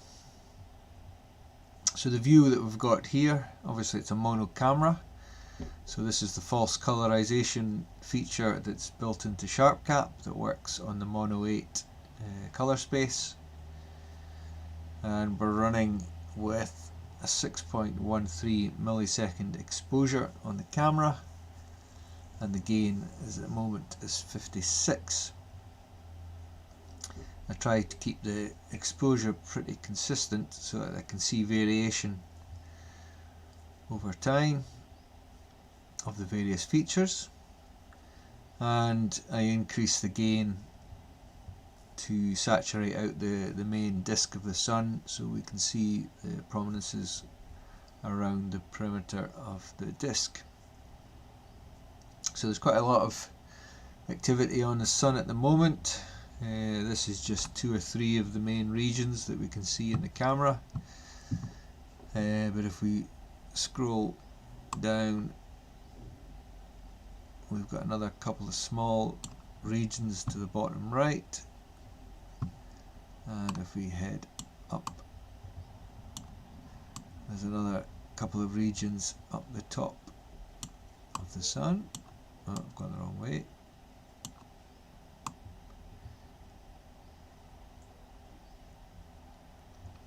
So we can see these 2 sunspot regions on the right and this cluster in the top left, and this is a new feature that appears to be developing on the left. Let's head over there a bit. And this area is darkening, so there's something going on there.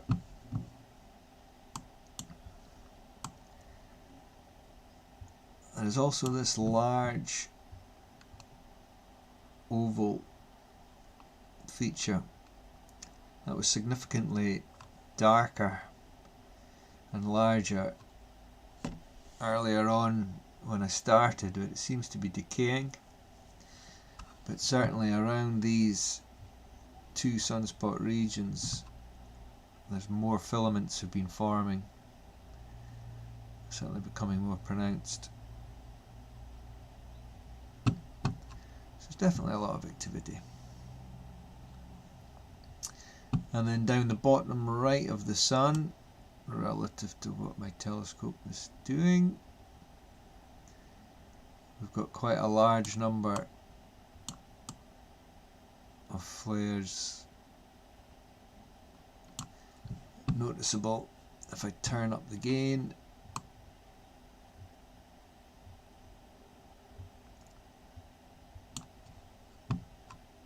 go away bug.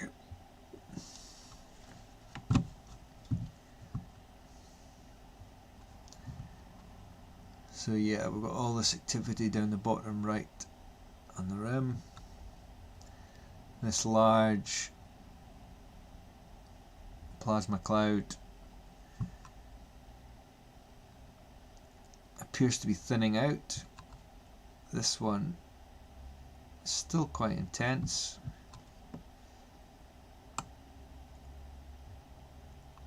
It's not as tall as it was earlier, although it's still probably in the order.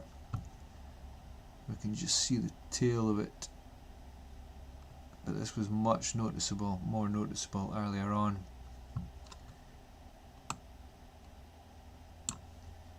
But the main ejection is probably still in the region of maybe 4 Earths tall.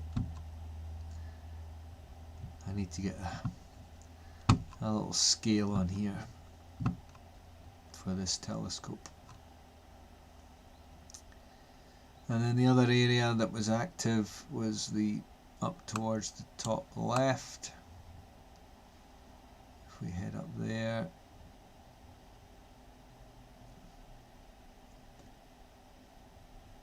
and we can see it just come in on the left hand side. It's certainly getting more active. These arcs are starting to form.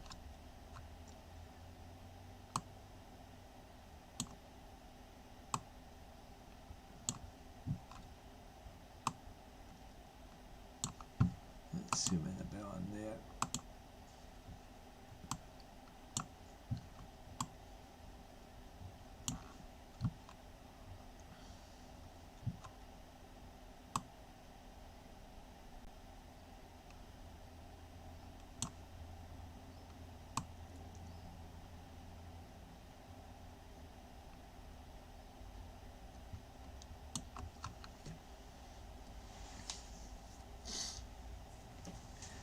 So that's maybe about 3 Earths tall, something like that.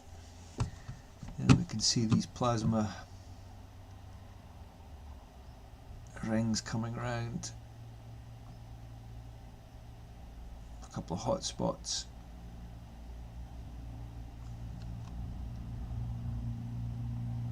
So there's something around that way, around that back of the disc there, that's going on. I don't know which way the sun's moving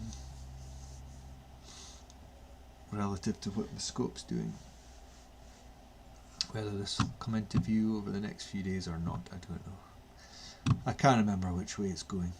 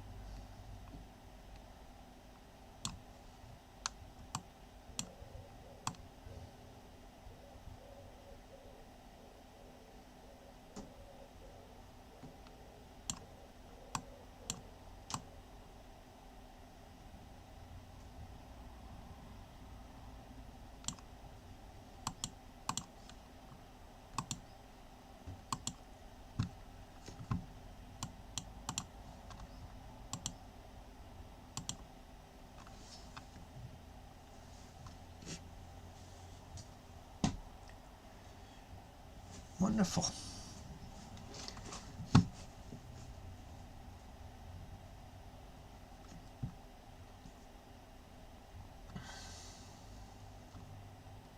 So what do you prefer, the mono view or the false color view? I know the false color view looks pretty. I think you definitely see more detail on the mono view. Look at all these sunspots, there's just loads of them in this cluster. I think on Space Weather Live it said around 20, I think it was 21 in that region. So I think we're in this region 3192.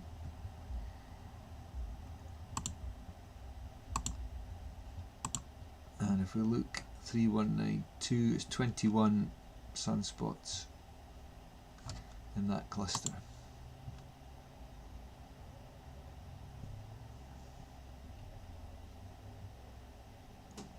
So hi there, if you've just joined us, you're watching live with me. You're here on the Sun, imaging from the south coast of Cyprus in the Mediterranean Sea, east of the Mediterranean. Today I'm using a Lunt LS80MT solar scope, which is the modular scope from Lunt, and it's modular because this is actually, you can see here, this is a focuser unit with my 533 camera and a ZWO EAF and a 0.8 star field reducer flattener that I can put onto the solar scope for using it during night time. So at the moment the Lunt scope has the single stack pressure tuner on it. It also has a B1800 blocking filter, and we've also got a Celestron Luminos 2.5 Barlow in the image train, and the camera on the solar scope is an ASI174 mono camera, so a black and white camera. And you can see the colour here because we've got in SharpCap, there's a feature that works on the mono 8 colour space for doing solar false colorization of the sun.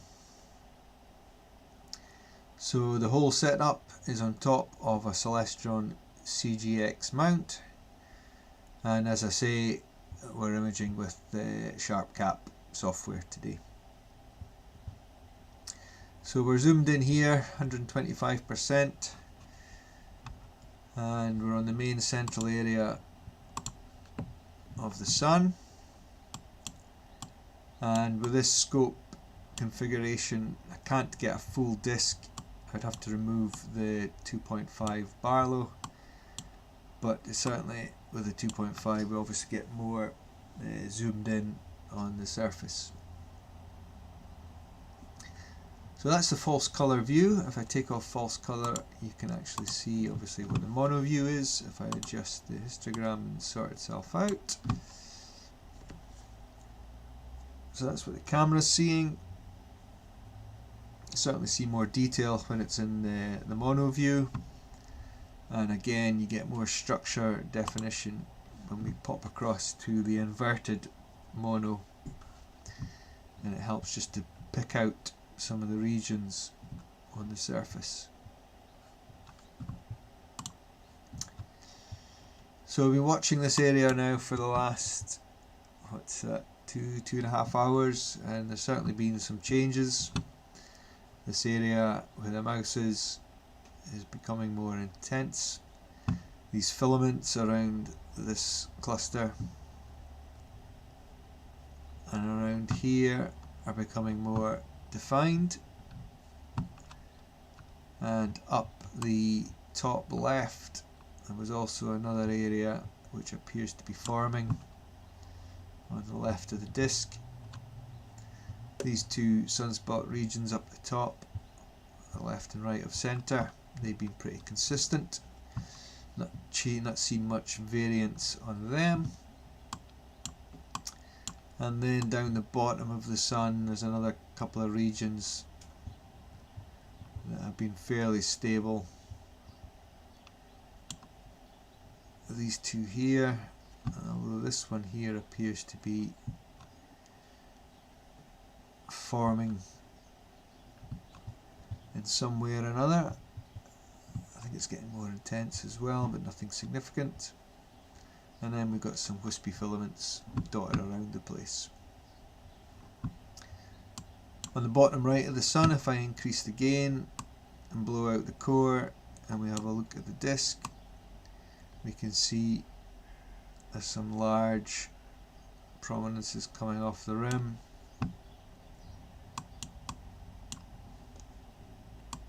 If I put the false colour back on, we can see them dotted around.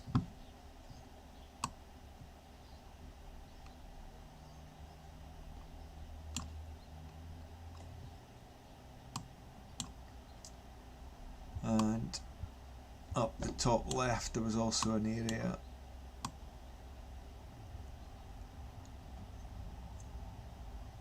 which appeared to be calming down. This one up here, let me just adjust the histogram slightly. Wrong way, exposure gain, I mean. We can see these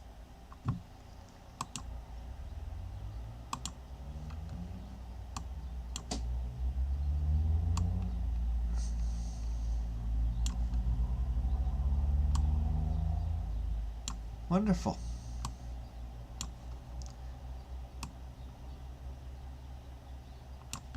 Here's the main area. God, I've lost it.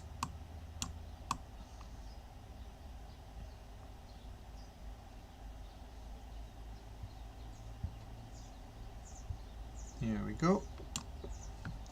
Let's just come out another notch.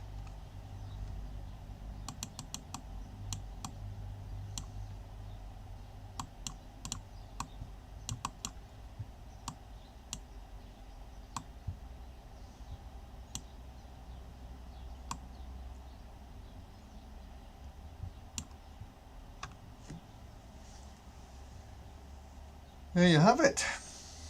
So that's what's going on at the sun at the moment.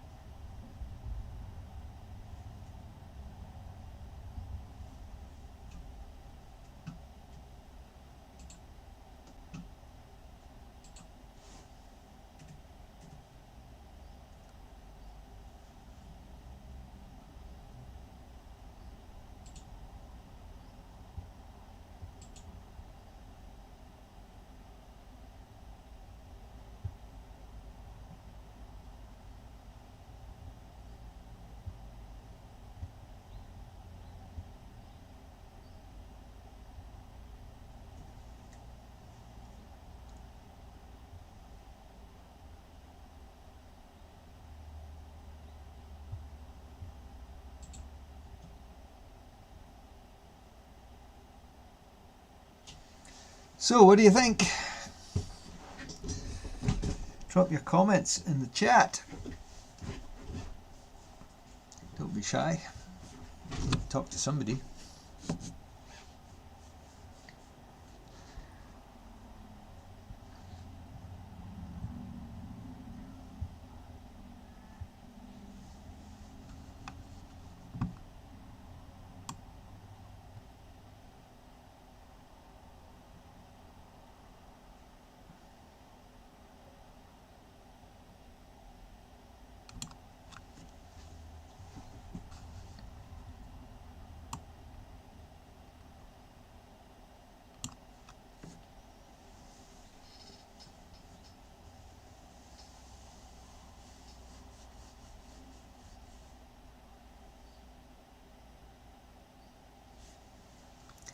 I'm going to take a capture of this and we'll see if we can process it later. 30 seconds. Oh, quick capture.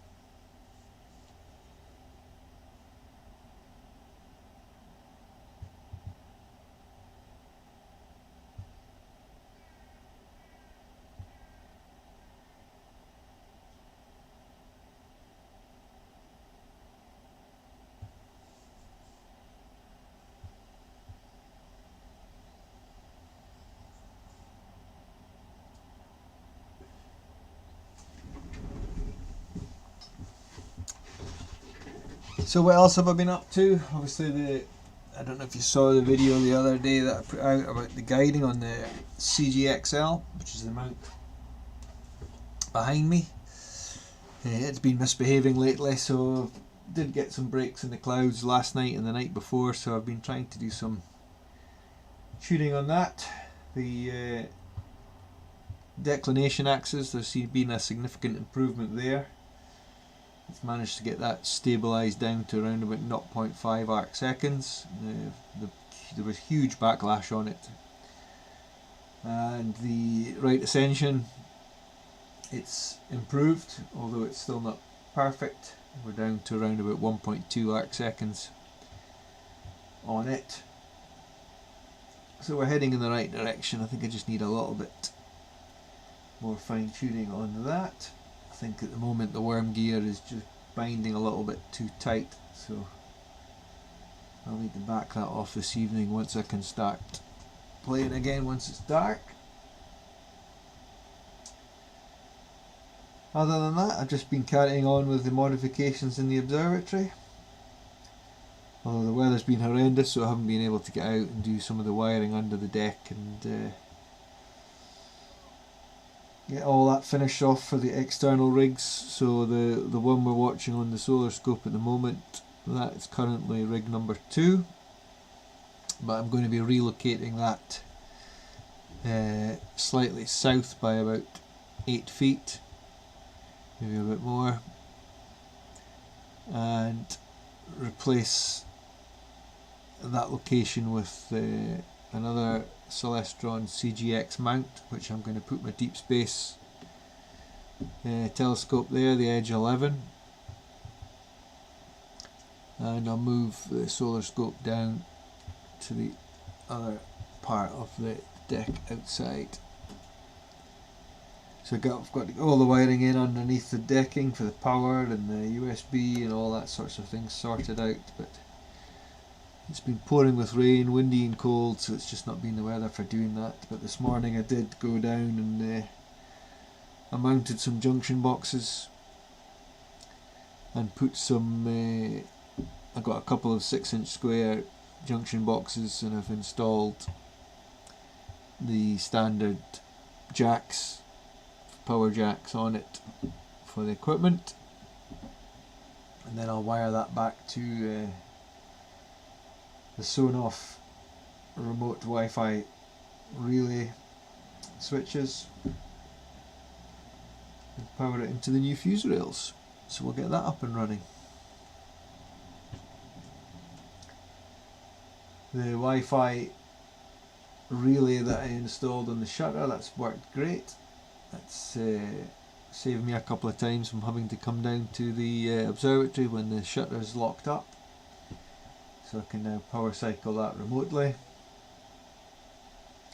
And the new extended shutter charging contacts, they're also working great. It's a lot easier to get the things lined up for recharging after I finished an imaging session. So it's all slowly coming together, if I can just sort out this damn CGXL on the RASA.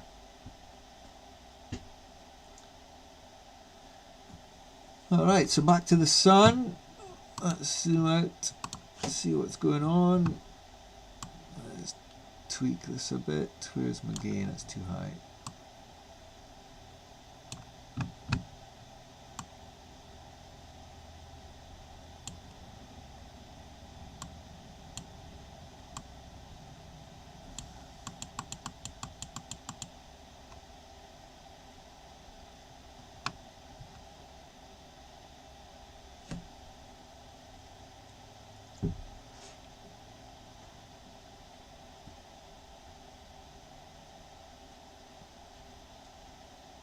So you're all being very quiet in the chat today.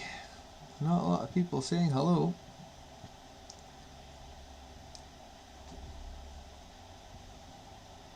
I'm just chilling out.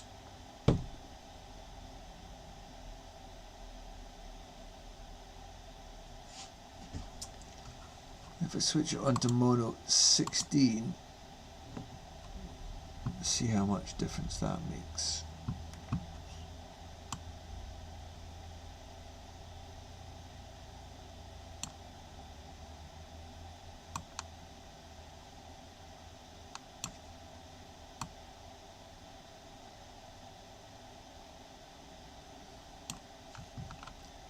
Let me do another autofocus.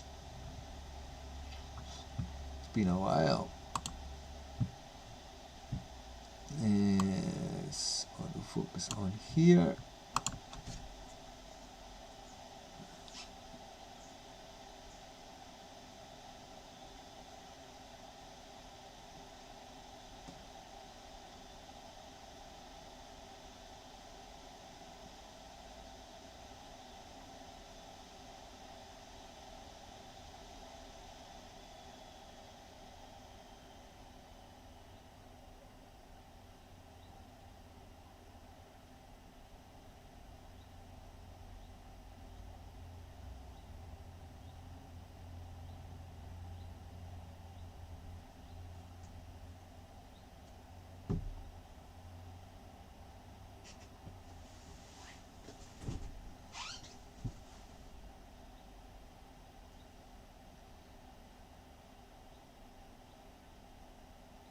Okay, job done.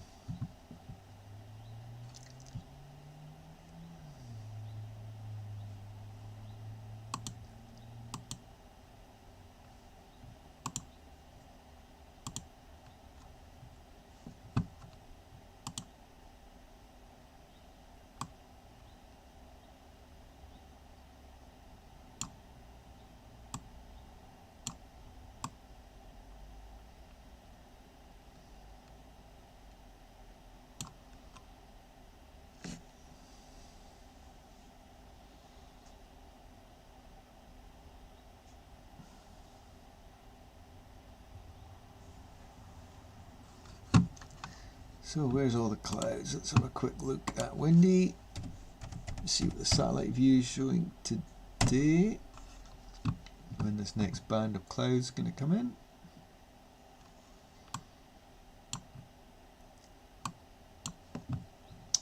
We go to radar, satellite, and IR. We can see where the cloud is.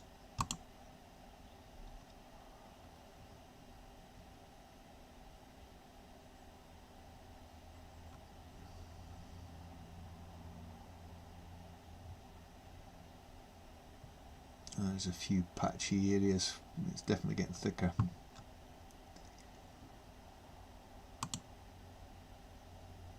So for the last 6 hours, so half the length of the stream, where's it all been forming?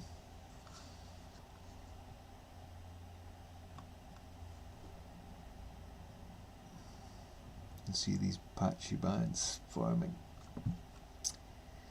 Yeah.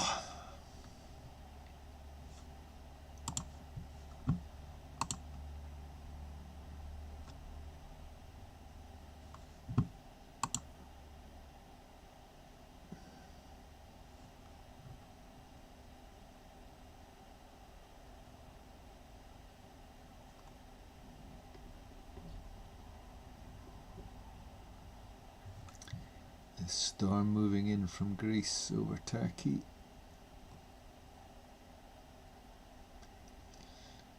When's that hitting us? Saturday.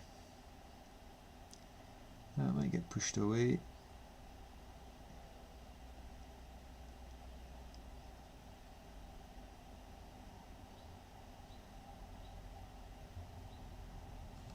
Oh, we're alright for the time being.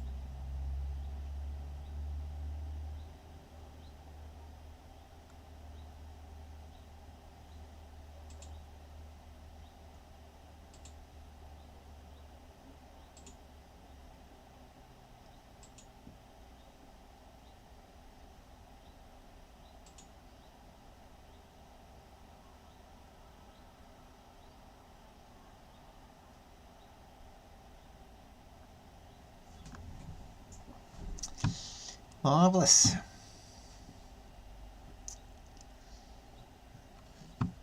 Okay, let's what's going on up the top.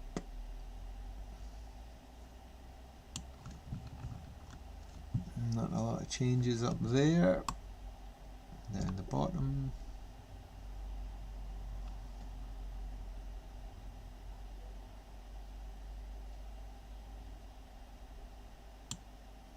Not a lot of changes to these regions here.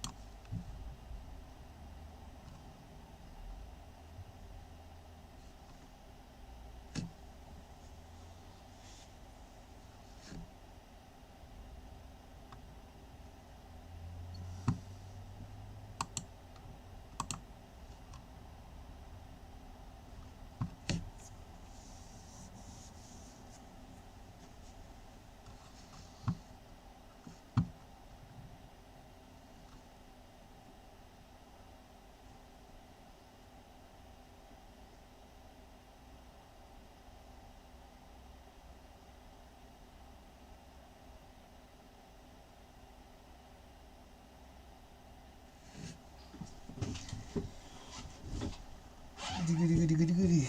Let's see.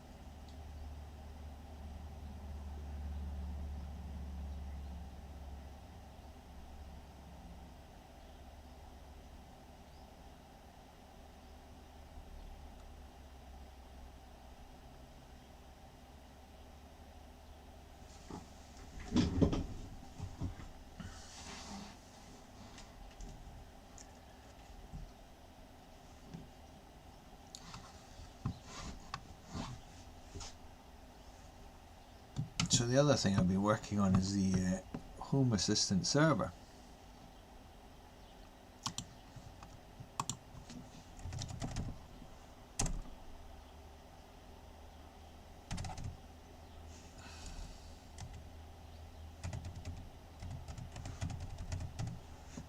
If that's the right password, I can't remember. Yep.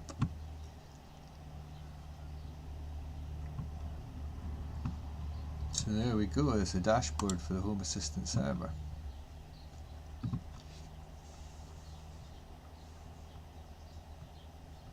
So I'm still playing around with the layout. Got the control of the cameras and things, it's in the wrong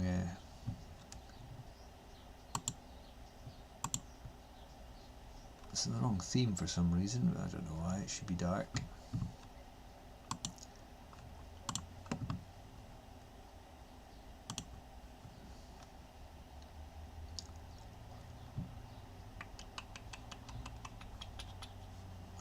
How to change it.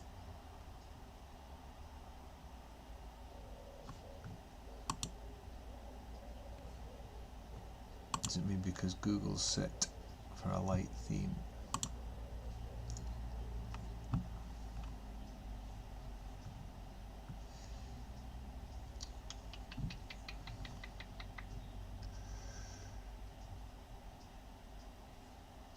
Can't remember. Anyway, yeah. So there's the dashboard. So that's the front page. You can see all the cameras inside and out. So this bottom right camera,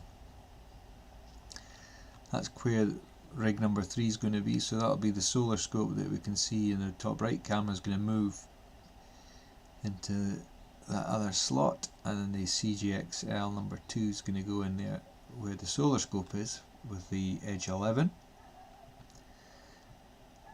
I've got all the power controls for all the equipment. So Sonoff 3 and Sonoff 4 are going to be for rig 3 and external rig 2 and external rig 3. I've got all the weather data off the Netatmo system, status of the Raspberry Pi, which is running the server. And then on the second dashboard, again this is to do with cameras. So I've added some additional features in there. I'm just playing around with layouts. That's why there's duplication of the firmware status and duplication of the status of the night vision IRs. And I've also got the pan and tilt, 2 pan and tilt cameras, so I can control them from directly within Home Assistant. And also, for example, if you look at the bottom left camera, I've got 2 pan and tilts settings preset. So one of them looks at the shutter, so I can see it's in the right position for charging. And if I flick the, well, which way are we going here? I can't remember which one's what. Yeah, if I click number 1, it moves the camera around onto the RASA. Although I don't think the laptop can handle this at the moment.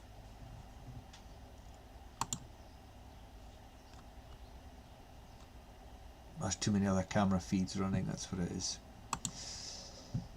There's a solar system, so we can see we're fully charged. And today the solar panels have produced 1.9 kilowatt hours. We're still putting power into the batteries, so it's in the green zone. So all the power and everything that we're using on this DC and the AC is coming directly off the panels, and the battery's still got 1.7 amps going into it rather than coming off of it, which is great. I can also see the status of the network. So this is the main internet connection at the top, and then I've got everything associated with my office and the cube links across to the observatory, and then the router in the observatory. So everything's there. I can also see the status of the NAS box. So they've got the 2 volumes on the NAS, one for astrophotography and the other just general storage. All the condition of the drives. And then I've also got some features built in here, so I've pulled in clear outside so I can see exactly, without having to go and open up anything else, what the forecast's looking, and it has significantly improved of where it was yesterday for the next week, which is looking great. And then on the last tab I've also got the astronomy tools linked in directly within a dashboard, so that I can do any quick checks and things like that, which I occasionally do.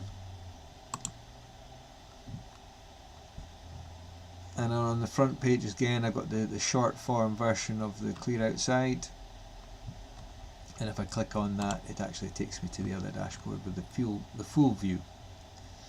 So all looking sweet. So that's where we're up to with the Home Assistant server at the moment. So that's what I'm still working on. That's why I've got duplication here. I've tried a couple of different of these cards. So this is the mushroom chips cards, and these are your standard entity cards down here, but these are a lot smaller and more compact. I've also got control of the observatory lights inside, so I can turn them on and off and change the colour.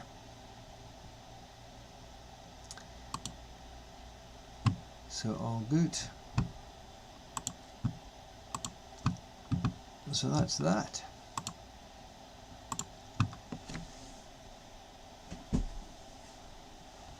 So back on the sun, the main central region there, still looking sweet, a lot going on.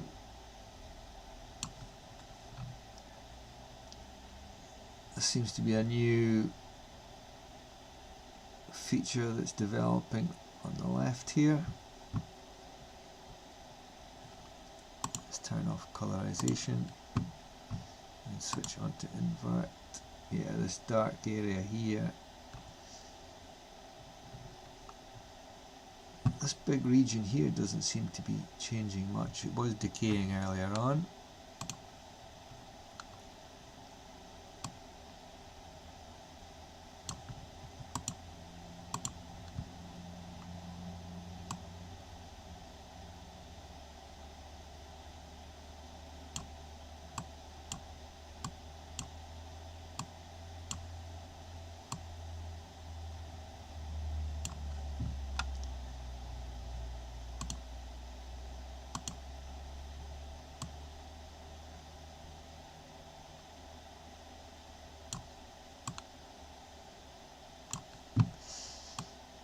Up the top,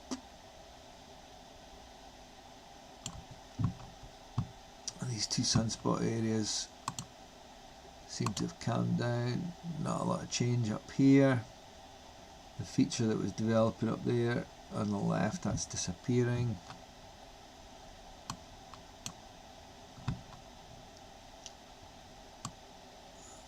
I think conditions are changing as we're going deeper into the atmosphere.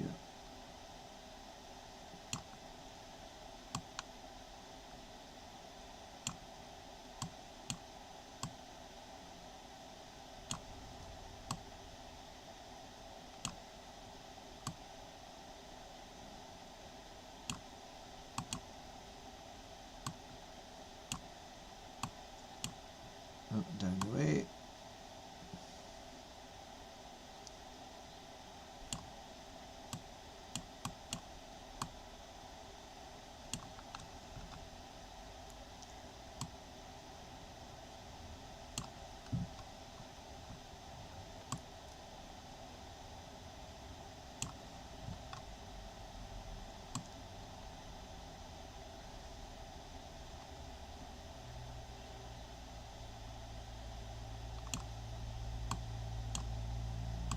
Down the bottom, not a lot of activity change there, and if we just blow out the sun and we see what's going on around the rim,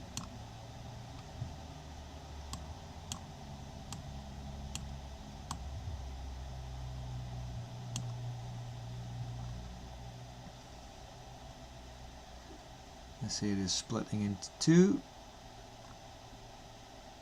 Nice big flare there.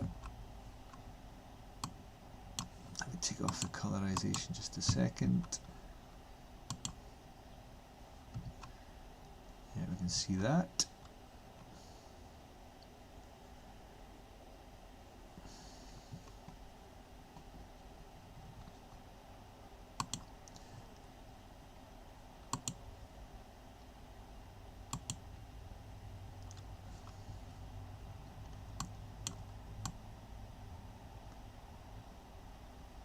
If we follow the edge of the sun round,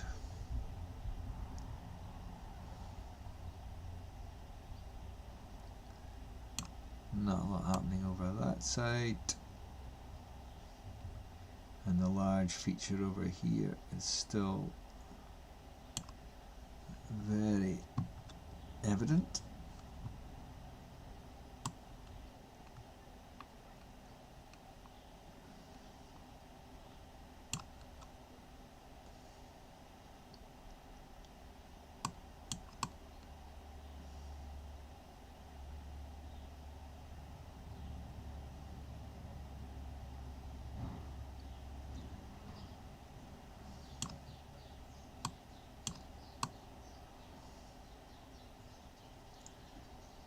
Wonderful. So go back to the center of the sun and turn the gain back down.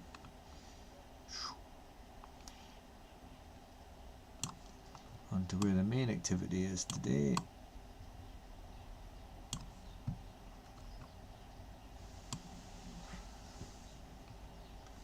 And we've got that cloud starting to come through again.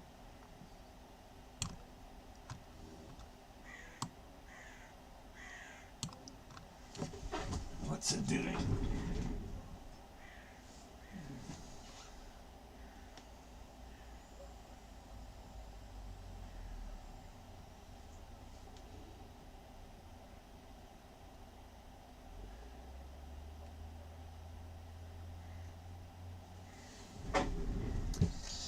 Yeah.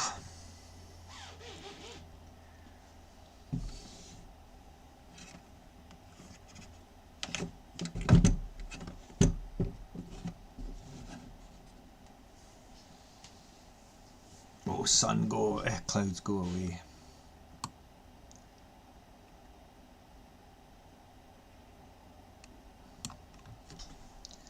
Well, it's quite soothing watching them pass by.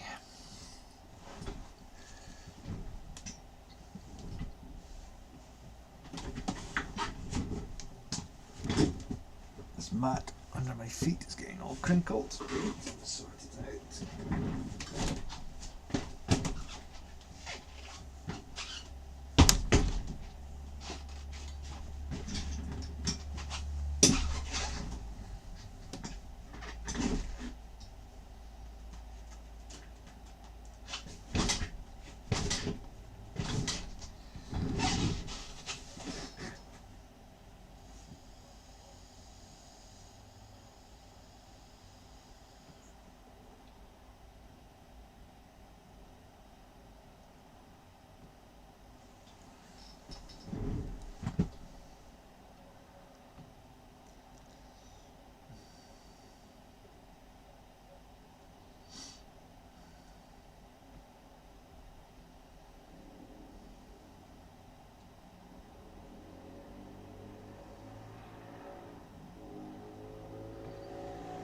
Oh, dearie me.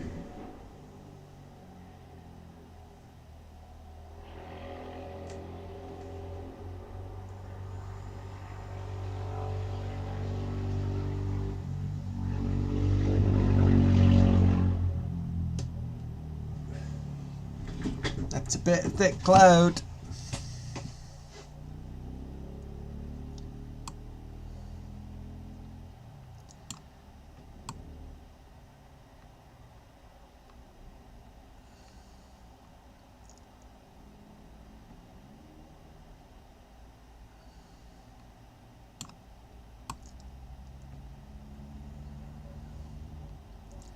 Come on, cloud, disappear.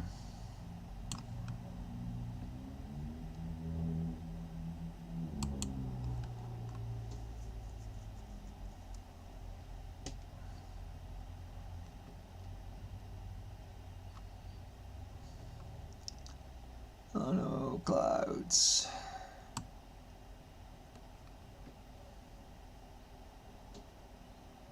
Just think clouds, it's again screwed right up the breakthrough.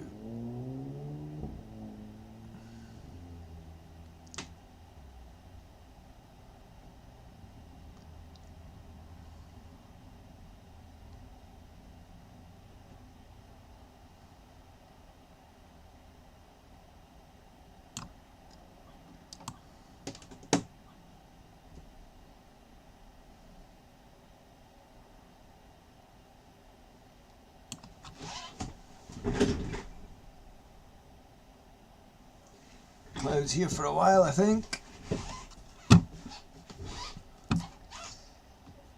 Alright, so I think that's oh, just caught the top of a plane there.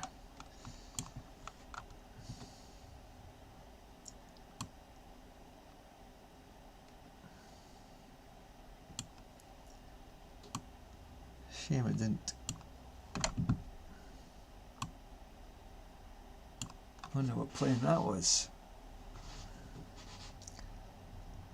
Let's hop over to flight radar and see what plane that was. Probably taking off from Paphos.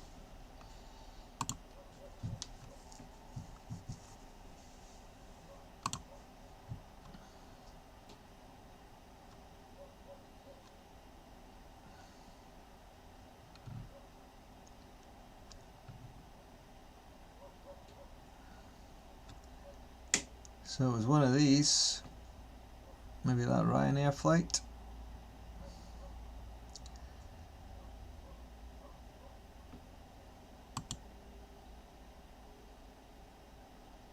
Or it might have been that one coming into land at Larnaca.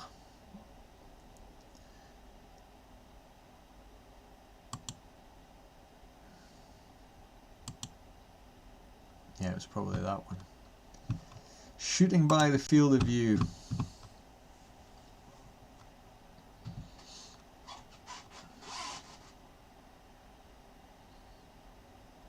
Oh, clouds breaking, good.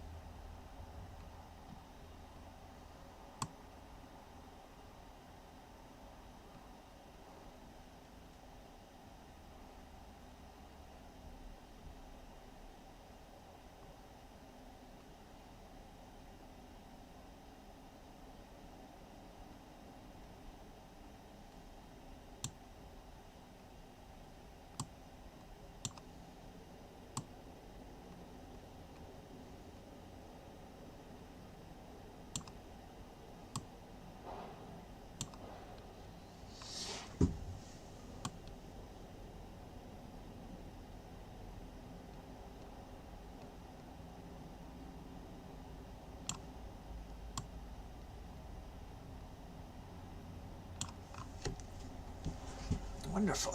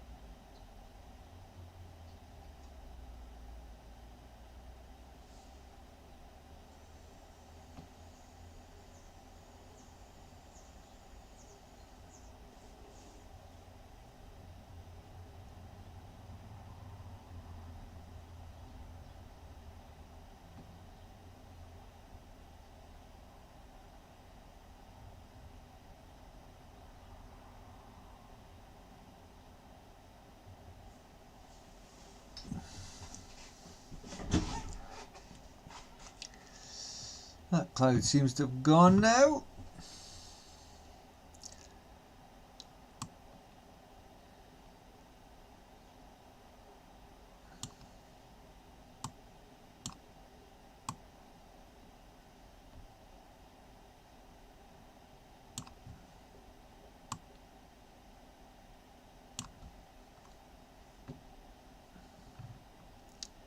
Everything's calming down on the sun. Oh, it's still passing through the cloud.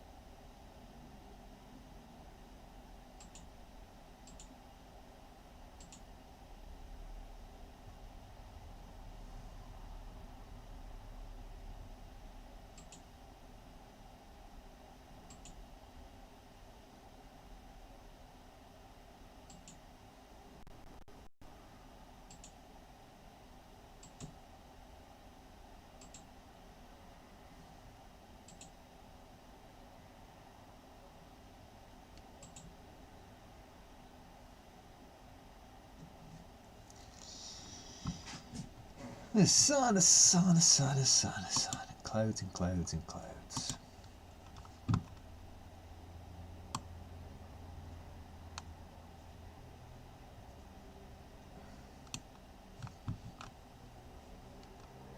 The atmosphere stabilised a bit though compared to half an hour ago. So I'll do a quick automatic refocus.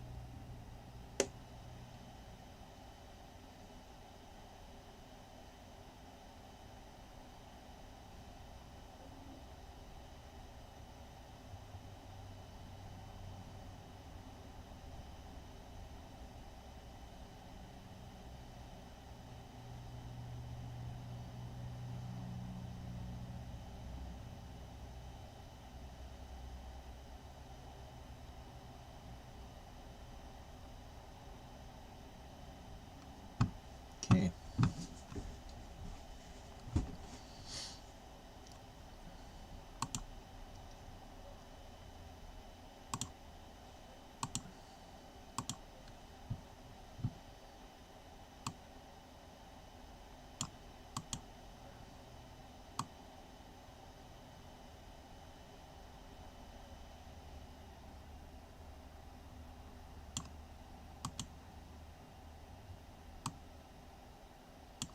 Still a few clouds passing through.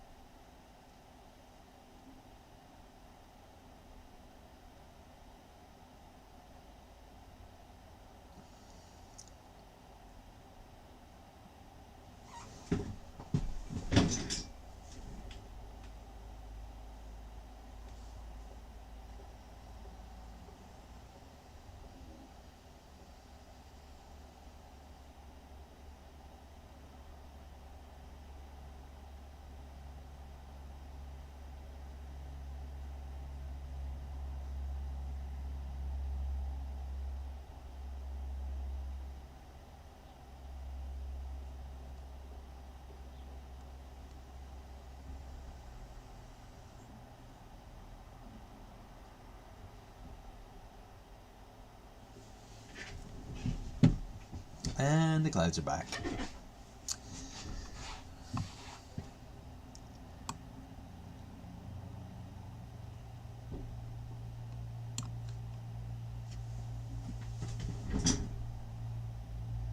Yep, I think that's going to be it for today. The clouds are thickening up and there's more and more coming in, so I think it's a good time to call it quits. It's been just over 3 hours, 20 minutes or something almost.